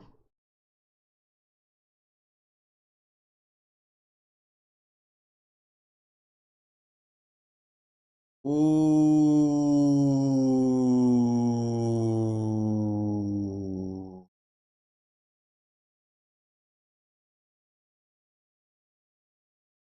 Chalosa. Phoenix, Arizona. No. First Before this. we go all the way back, I want to start by taking us back just a bit. Before there was any Kendrick or Drake beef, there was another beef that lit up the internet. And it's I think ever since the Diddy stuff came out, no one gives a flying fuck about that now. On the Cybertruck. The reason that upset me is you didn't come for me as a person, which is fine. You came for the integrity of my journalism. Let me just catch you up to speed. Back in December of 2023, Haggerty, alongside 2 other large media outlets, that is Top Gear and Marquise Brownlee, were given exclusive early access to the Cybertruck for review. Haggerty wisely put Jason Camisa at the helm of the review, and he created one of their best performing and probably most entertaining videos so far. As great and as fun and honestly pretty informative as that video is this modern day Top Gear? Because modern day Top Gear to me means nothing. Top Gear came and went when Top Gear's original presenters left. I don't know if Americans have their own Top Gear. I know Fifth Gear was a thing. I know there was another one sprung out of Fifth Gear. And I know Top Gear's existed since like the 60s, when it was a very serious show about cars, before it vanished and then came back with Jeremy Clarkson, and that's how true Top Gear began. Not all true versions of oneself need to be from the beginning. Otherwise, trans people wouldn't be valid. There's a good comparison if you ever want to have a conversation with someone. You know? Top Gear went through multiple things, but it wasn't the first one that we all know is the correct one. was, called out the whole production for being void of virtually any criticism of the Cybertruck, which honestly hasn't aged too well. And Matt from The Smoking Tire was one of those who voiced their opinion despite being friends with Jason. And Jason didn't like this. So Matt invited him onto his podcast, where honestly Jason kind of put a whoop down on Matt, and I guess he wrote a book about it, I don't know. Now, as much as Matt has proven to be a person who does kind of mindlessly criticize Tesla and Elon Musk, all of this hasn't actually aged that well for that Hagerty video. Jason argues with Matt that he's not biased and he's never taken any money from Tesla, which of course, obviously that's not how this works. The point he overlooked is that when a few select companies or content creators are given exclusive early access to one of the most anticipated vehicles of the past decade, and they're taken through the whole BS thing that journalists are taken through, and the company they're working for wants to keep getting that kind of early access, there is a sort of pressure to make not only an entertaining piece that gets lots of clicks, but yeah, you can't be completely unbiased in a situation like that. You just can't, and that's pretty clear now looking back. There is no mention in that flashy Hagerty video of the failed promises surrounding the Cybertruck, of the glaring safety concerns and just silly design choices, the dishonest way that they pitted the Cybertruck in a race against a vehicle that weighs thousands of pounds more, and just a lack of critical analysis around the vehicle as a real-life vehicle that actual people are going to use and deal with. Just go rewatch that Hagerty video now. Every single part of it feels like a giant Tesla infomercial. And so there's a reason that Marquise Brownlee's much more boring but critical video got 5 times the views of the Hagerty. You can make a video criticizing something incredibly entertaining. That's why any game reviewer, they'll notice the differences in views. No, oh, this is good, we'll get so-so. This is bad, we'll get massive more views. So, yeah, like, you make something that's flashy and clearly bought off compared to something more slower paced and maybe not as fun for the visuals. Yeah, I'll take this Marquise guy any day of the week. Aside from the fact that Marquise Brownlee has such a massive following, it is a more helpful and better review. I'm sorry, it just is. Despite having spent time with Elon himself, Marquise is unwilling to put his integrity at all to the side for anyone, and that's why people love him. And as much as Matt Farah may have... There's actually a few game streamers I can think of, game reviewers, that did the same thing. They got, like, offered... Oh, I remember, what's his name? LGR, Lazy Game Reviews. He made so many reviews, and such big reviews on The Sims, that Maxis, now with EA wearing Maxis's face, like some sort of Hannibal Lecter thing, came in and was like, hey, do you want to be our ambassador on YouTube? And he's like, no, I don't. Why would I want to work with you? I want to be my own person. I've had some of the least thought out takes when it comes to cars. He's kind of right about the Hagerty review. It hasn't really aged all that well. Like when Jason bloviates about Elon having this unconstrained rethinking of the pickup truck as we know it. I mean, compare that BS with what Doug DeMuro just said in his review of the Cybertruck. People have talked about towing capacity and hauling capacity and all of this truck stuff about the Cybertruck. And frankly, I just think these discussions are moot because people are buying this to be cool. That's the whole reason. Nobody cares if it tows or hauls. And frankly, that's also true of its competitors. It literally sucks as a pickup. Yeah. Yeah, I saw a guy on Twitter today trying to move, like, he was talking about how great it was as a pickup by having like a few pieces of wood in the back, like flat packed, and not like a whole pallet's worth, just like enough maybe to make like some decking furniture. And he's like, woo, look what I can do with it. And he's like jumping up and down in the back seat of it. But even those penis supplicant sort of cars that all the guys who don't like the wokes in Hollywood drive about in the middle of suburbia, the huge motherfuckers that can't get any mile to gallon and will be shit out in the countryside, like those trucks can actually be better as trucks than those things, than the Cybertruck. The pickup was fine. Yes, it hasn't changed much in the last 75 years because it doesn't really need to. And whatever this is, it isn't the future of trucks because it isn't all that good at anything truck related. It's not really that durable, not necessarily reliable. And it's not all that fast. It's not all that like useful, and it's very badly made. It isn't all that good off-road. It's not good at towing heavy things or just carrying crap, and it will give you the worst range. Yeah, look at that. That shit. Like, there are... all that good off-road. It's not good at towing heavy things or just carrying crap, and it will... Well, sorry. Like, how How are you gonna get your bike out? You can't get your bike out there, can you? I saw earlier today as well, somebody posting a picture of a for sale with a Cybertruck, but it was black. It was like jet black. I've never seen a painted one before. And it was... the title of the picture was, "This is someone's shattered dream." And yeah, it is. Fucking Tesla. Will give you the worst range anxiety you can imagine. And in the Haggerty video, immediately after this bit about Elon rethinking the truck, they just go and drag race it and spend a bunch of time pretty much just racing it. I don't get it. And there's so much more in that video. You know, Jason points out that Tesla's consistently dropping their prices, which isn't exactly true, but he also fails to point out that this gigantic failed promise of a vehicle that is the Cybertruck now costs double what Elon promised. Now, I don't... Oh, look at that embossing. It's not even like cyberpunk neon green. It just looks like someone took a lighter. So much more in that video, you know. Someone just took a piece of metal and scratched it to be cool. Motherfucker, get some neon yellow or green and put it on there. Then we're talking. Jason points out that Tesla's consistently dropping their prices, which isn't exactly true, but he also fails to point out that this gigantic failed promise of a vehicle... It also looks like it's being crushed. Like, when I changed the ratio of things on the OBS, and it just looks a little skewered. Like that. It's a little like that. Squat, fucking dwarf. It's a dwarf, but no, dwarfs are cool. It's a Durdenian or Durglenian, the dark dwarfs, the evil dwarfs. The Cybertruck now costs double what Elon promised. Now, I don't want to pick on Jason too much. I realize that he got a different level of access to the Cybertruck and to the factory and behind the scenes engineering stuff to make his video. But to me, the video he made is kind of a video Tesla should have made, not an independent car journalist. It's not that these early reviewers should have been able to foresee the myriad of problems surrounding the Cybertruck, but seriously, there's zero criticism of it in that Haggerty video. And I say that as a loyal Haggerty fan, but this is a vehicle that may go down as one of the worst in automotive history. Now, why do I bring up this whole, debacle? Well, I think it's a good example of just how much the narrative has shifted in the past 6 months when it comes to the Cybertruck. Now that actual owners have the thing and are using it consistently. Look at it wiggle.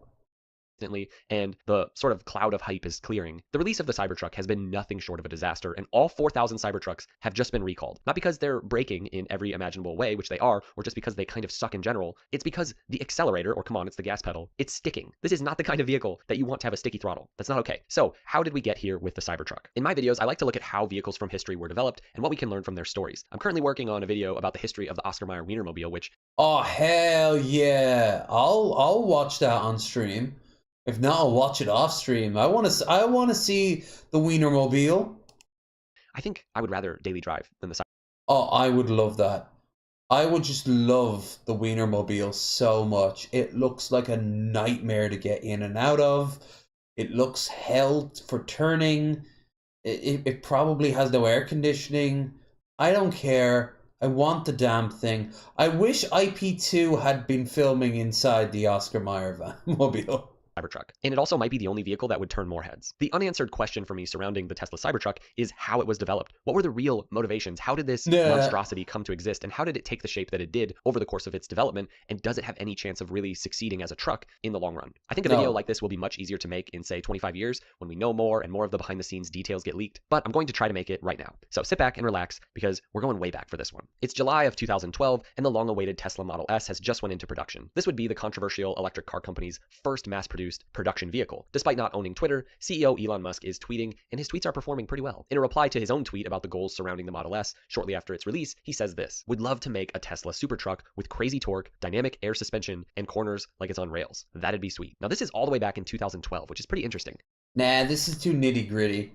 I was hoping for like a compilation of all these things that were going wrong with it. But this is just going to be a history of it, and I don't want to be stealing that much level of content from that. I don't know, this is more like something I'd watch on my own.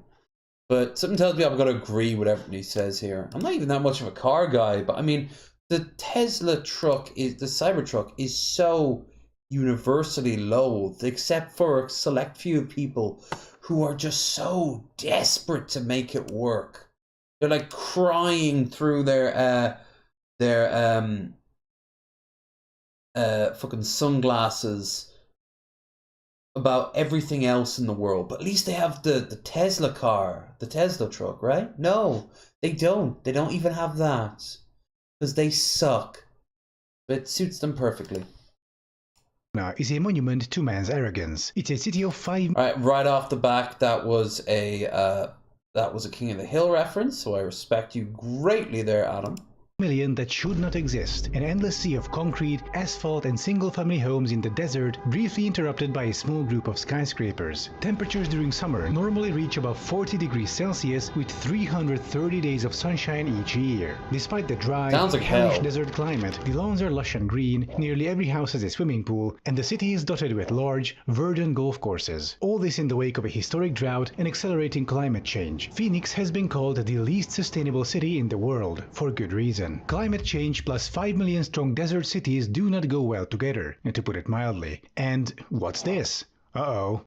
At Telosa, we're on a mission to create a more equitable and sustainable future. By starting with a clean slate, we have this really unique opportunity to focus on what's unique opportunity.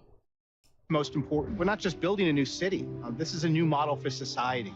We will create a 15-minute city that promotes active and sustainable modes of transportation, mixed-use districts that ensure all daily needs are within a 5-minute walk from your house. We're going to create efficient buildings. We're going to have a diverse source of renewable energy supply to generate more energy than we consume. The same thing with water. Generating enough water to supply the future of Telosa and potentially even other communities through efficiency, recycling, and technology. We'll start with 50,000 people, a really diverse group, and from that seed, grow into this incredible city of 5 million people. I've heard too many scammers use the term seed. Telosa will be the city that loves you, actively listens to you. Doesn't matter who you are. We want to see you. We want for you to experience Telosa, for you to be a part of it. This looks so ominous, like the setup for a sort of 80s dystopian future. Oh, they have the sci-fi noises and everything. The weird pods that can fly. A sustainable desert city, envisioned and spearheaded by Joe Rogan's secret brother, former Walmart CEO and billionaire Mark Lohr. So what is wrong with this project? What is wrong with building a 5 million inhabitant techno fever dream city in the middle of the desert? I like how they already have shiny CGI of the whole thing, but they don't yet know where the city will be even. Detailed plans and visualizations usually come after you've secured the location, completed surveys, geodetic studies and so on. Anyway. So Telosa would start with 50,000 inhabitants and then gradually grow to 5 million. And my first question is, why? Why would anyone want to live there in the middle of nowhere? Even an accursed place like Phoenix had a reason to exist originally. The land was arable and local farms could sell their produce to a nearby mining town. Telosa is not being built for any practical reason. It's not like they found a great place somewhere in the US and said, wow, this would be a good place for a sustainable city. No, instead a billionaire decided he wants a sustainable city, then started looking for a place to put it in the desert. The good thing about building a giant city in a remote desert is that land is cheap. The bad thing about building a giant city in a remote desert is that you're building a giant city in a remote desert. In order to sustain a 5 million city, you need a lot of water. And I mean a lot. Where would you get it from? Even if you find a location with a water source, slapping a 5 million city on top of it would absolutely destroy it by sucking everything dry. And water reclamation alone isn't enough to solve this. Water is constantly evaporating and you have to keep replacing it. That replacement usually occurs naturally via rain, but not in the desert, obviously. You would need to find a place with ample water, but chances are land won't be cheap there, because it is likely being used by others. We already have enough problems with NIMBYs when trying to build a rail line, let's say. All the lawsuits, delays, protests, obstructionism, enough to turn planners' hair grey. Now imagine trying to build a city of 5 million there. Humanity would go extinct before you would even get through the first round of lawsuits. In the empty desert, you don't have such issues, but you would need to pipe in water from somewhere else, which means costly and complex pipes and pump infrastructure spanning potentially hundreds of kilometers. So yeah. Now let's talk about how Telosa could be. Why didn't they start with like a city? Oh, they start with a city. Why don't they start with like a township or something? A self-sustaining test commune of 5,000 people, right? 5,000 people is enough to have a lot of diversity, and you'd be able to produce things that you could then export to generate money. And you could also have a lot of room for everyone to have somewhere to live, someplace, make it a walkable city, so it's also nice and compact. It wouldn't also require nearly as many resources. They should have started with that and seen, hey, if it works with 5,000 people, maybe it'll work with 50,000, right? And then they expand that outwards using the same logic outwards in a sort of spiral or a wave effect from the center of the city. Eventually, the town can be considered the old part of the city. And then the new part of the city can be, whatever. Powered. And oh my god, did they seriously put windmills in the middle of the city? These might look nice and futuristic if you know nothing about windmills, but they produce noise that would drive people mad. Cracker Barrel. Yeah. Over time, vibrations that would damage surrounding buildings, not to mention, cities tend to have erratic wind patterns for a variety of reasons. Putting windmills in the middle of your city is the equivalent of putting your solar panels in the living room by the window instead of your roof. Otherwise, they plan on supplying the entire city with renewables, as advertised by this page from their website, which might actually break the world record for number of buzzwords per line. Distributed, flexible and expendable carbon-neutral energy system, redundant neighborhood microgrids, reliable and resilient energy, and I mean, that's great. But you also need to store surpluses so you can use them during shortages. In the real world, energy storage is most often done by pumped hydro storage, the most efficient and eco-friendly way by far. You basically have two reservoirs at different elevations where you use surplus energy to pump the water to the upper reservoir, while during shortages you let the water down through a turbine, gaining back electricity when needed. Needless to say, there is no mention of any such solutions from Telosa. It's just multiple storage technologies, which is the equivalent of, yeah bro, we'll have like stuff to store the energy in, lol. Very promising. Another aspect of this project is sociological. Alkaline batteries. 10 quintillion of them. Who will buy apartments in the high-tech desert city of the future? Well, if every single one of their promotional pictures are a clue, it's the urban upper middle class. This is despite all their claims of inclusivity and equality. People living in impoverished areas usually can't even afford to move within their own city, much less to a brand new, shiny future city in the desert. So even if Telosa was feasible at all, it would quickly become a sort of eco-apartheid city-state for the affluent, leaving the rest of us to fend for ourselves. It'd be kind of like in the trucking games. You can never go into the heart of the cities. You can only drop off the supplies on the outskirts. Like, over there is where the pores are. Now, you're the pores going between the cities. The wealthy live within the central area. And you can only ever see it. You can only ever engage it by supplying its needs and receiving its money. For this, they'd probably dangle some sort of like, you can live in a slightly better home if you work for 30 years. It's like an indentured servitude or corvée system. Service ensures citizenship, that sort of thing. Case in point, about that world-class education they promise, where every student has access to the best teachers and resources. How? How will you organize and finance this? Also, if you want to get the best teachers, for a 5 million city you would need about 50,000. That means 50,000 good teachers subtracted from the US education system for the sake of your desert Hunger Games capital. And this applies to all other essential services. It's like when the Egyptian dictator decided to build a new capital city in the desert for the Egyptian upper classes. He can build Egypt's largest and most advanced hospital there. Also, you gotta remember, like,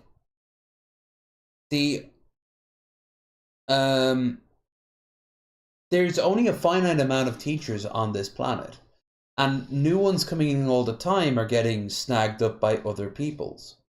Most likely a teacher will go and work wherever they feel the most comfortable in, and if they feel like they can do the best in like some inner city ghetto place, they probably will. Because you want the best, you want the cream of the crop, yeah, you're going to have to pay them the cream of the crop. And that's another thing, who's going to fund all this? Like, even if you're a billionaire, you've got like, say, 10 billion to start. That's not all that much to create a city. You need Elon's money or Bezos's money before you could do this. Then you have to start maintaining it, all the while hoping that it can generate enough money in taxes. Except then that'll also go to the federal and state taxes as well. Now you can start asking for subsidies. At that point, you've just created another fucking deficit pool, haven't you? You can get corporations to come in and pay for some things, but now you don't have a say when the massive factory that produces harsh chemicals gets shown up. With the best doctors, but those doctors are then subtracted from the Egyptian healthcare system. So a rich Egyptian will be able to quickly have their tennis ankle treated, while a regular Egyptian will have to wait 6 months for a vital surgery to be performed in a rundown hospital by overworked doctors with obsolete equipment. We also need to talk about another aspect of Telosa: transportation. So, is Telosa going to have an efficient, environmentally friendly public transit system? Well, an architect firm is designing road, air, and hyperloop-capable autonomous pods for Telosa. Yeah. I'm about to have a stroke. According to their vision, these would be pods to which you can attach road wheels or rotors, thereby being able to function as a self-driving car, a hyperloop pod, and a helicopter, and as a cable car. Now, I've already made videos about why autonomous cars and the hyperloop are terrible ideas. You can go check those out for an in-depth look. As for the helicopter idea, this is flying cars all over again. Think of how loud the average drone is. Now make the drone 30 times bigger. Yeah. Not to mention the risk of crashes. Also on the renders, there doesn't seem... Don't forget there'll be tons of those windmills everywhere. You don't think you're just gonna fly into those? To be an engine or a battery. It's just a CG ski lift cabin with 4 chrome propellers. You might notice that all of Telosa's transit solutions are individual. There is no proper mass transit, only small pods carrying a handful of people. And that kind of transit is fundamentally unsustainable. Think of US traffic jams and the pollution they cause, the space they take up inside cities, and so on. And I'm glad they have 15-minute walkable neighborhoods, but that's about the only sound idea of this project. All in all, Telosa is a great example as to why billionaires shouldn't be allowed to design our cities. They are victims of a phenomenon called elite projection, a term coined by transit planner Jarrett Walker. Elite projection is the belief among relatively fortunate and influential people that what those people find convenient or attractive is good for society as a whole. Billionaires are used to living in remote, high-class, affluent areas, so naturally it would be good for everyone. They have access to the best possible healthcare and education, so everyone else in their utopia should. Damn the consequences for the rest of society. Yeah, they don't understand, like, the pores exist. And, you know what, I hate to say credit, but at the very least, places like Kuwait and Bahrain and the Emirates and all them, they don't pretend like poor people don't exist. They just openly use them as slaves. As long as the native-born population is happy, that's all that matters. That's why Kuwait has some of the lowest unemployment or poverty in the world, because their population is so small, their state can guarantee everyone can get an office job. So what about who does all the labor? Immigrants who sign contracts that basically ruin their lives. It's every 15 minutes a Indian, Pakistani, or Indonesian immigrant in the Middle East dies either by negligence or by suicide.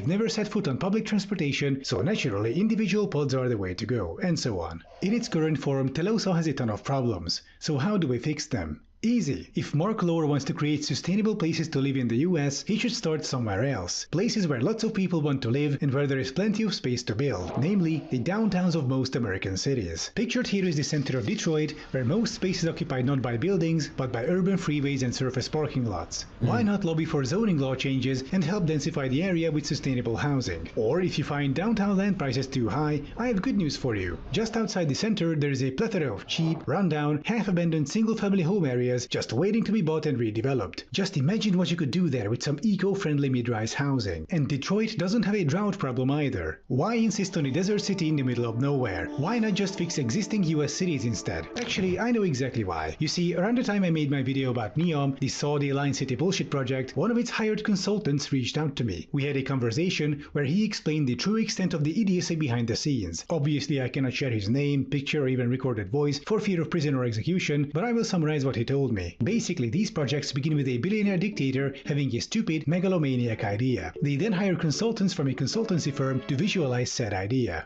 basically to create a metric ton of CGI. Then comes the private presentation, where you have 5 minutes to sell your proposal to them, as these people have very short attention spans. On the other hand, they are very easily bamboozled by shiny CGI and wild tech ideas, so if you cram your 5 minutes full of those, they will listen and likely approve your proposals. Don't even try to get into the details of the project, as in feasibility, infrastructure planning, sociological surveys and so on, because they will fall asleep. They don't care. They just want to see something shiny and bombastic to bamboozle them and boost their ego. This is how you get Neom in the Saudi desert, Dubai in the Emirati desert, the new administrative capital in the Egyptian desert, and now Telosa in the American desert. They are all different, yet they're all the same. You know they're doing, if the Uyghurs weren't such a threat to China, they'd be doing it out in like the western provinces of China. If the Russians had the capital floating around, they'd be doing it in the Russian deserts. You know, if Canada ever gets its billionaire idiots, there'll be a bunch of tundra that will eventually be called, I don't know, New Aurora or something like that. And it'll just be these sort of Anno 2049 or whatever the hell that game was called. Future cities all coming up out of the snow. But they're not real. They'll never do these things. They'll never get them off the ground. Mark Lore tries to ape Middle Eastern dictators to bring about the utopia he thinks is best for you. However, he will likely not succeed, because, as we all know by now, smooth brain dictator plus construction project equals dumb shit. So, this was Telosa. Yep. And they'll just run off down the line and do whatever. Oh, I am very tired all of a sudden.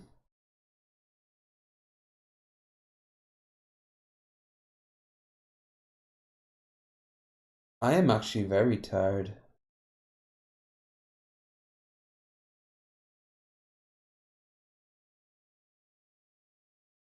We got 40 minutes. I want to kill another 40 minutes. I don't have to. I'm actually already over the limit anyway. Oh, this is a message. No, that's that. Yeah, because I'm going to be doing shit tomorrow. So, fuck it. Fuck it. I know it was all over the place today, but I gave you a stream. And I also explained why you haven't been seeing so much content as I'd planned. And the only good thing I did today was my arms. This one feels good. Strong. This one feels like I could double it up. This is my weak arm anyway. Yeah, strong one on your weak one. But listen, I'll be around tomorrow with Mickey Richards and Boglin Reacts for Bearded Ramblings. I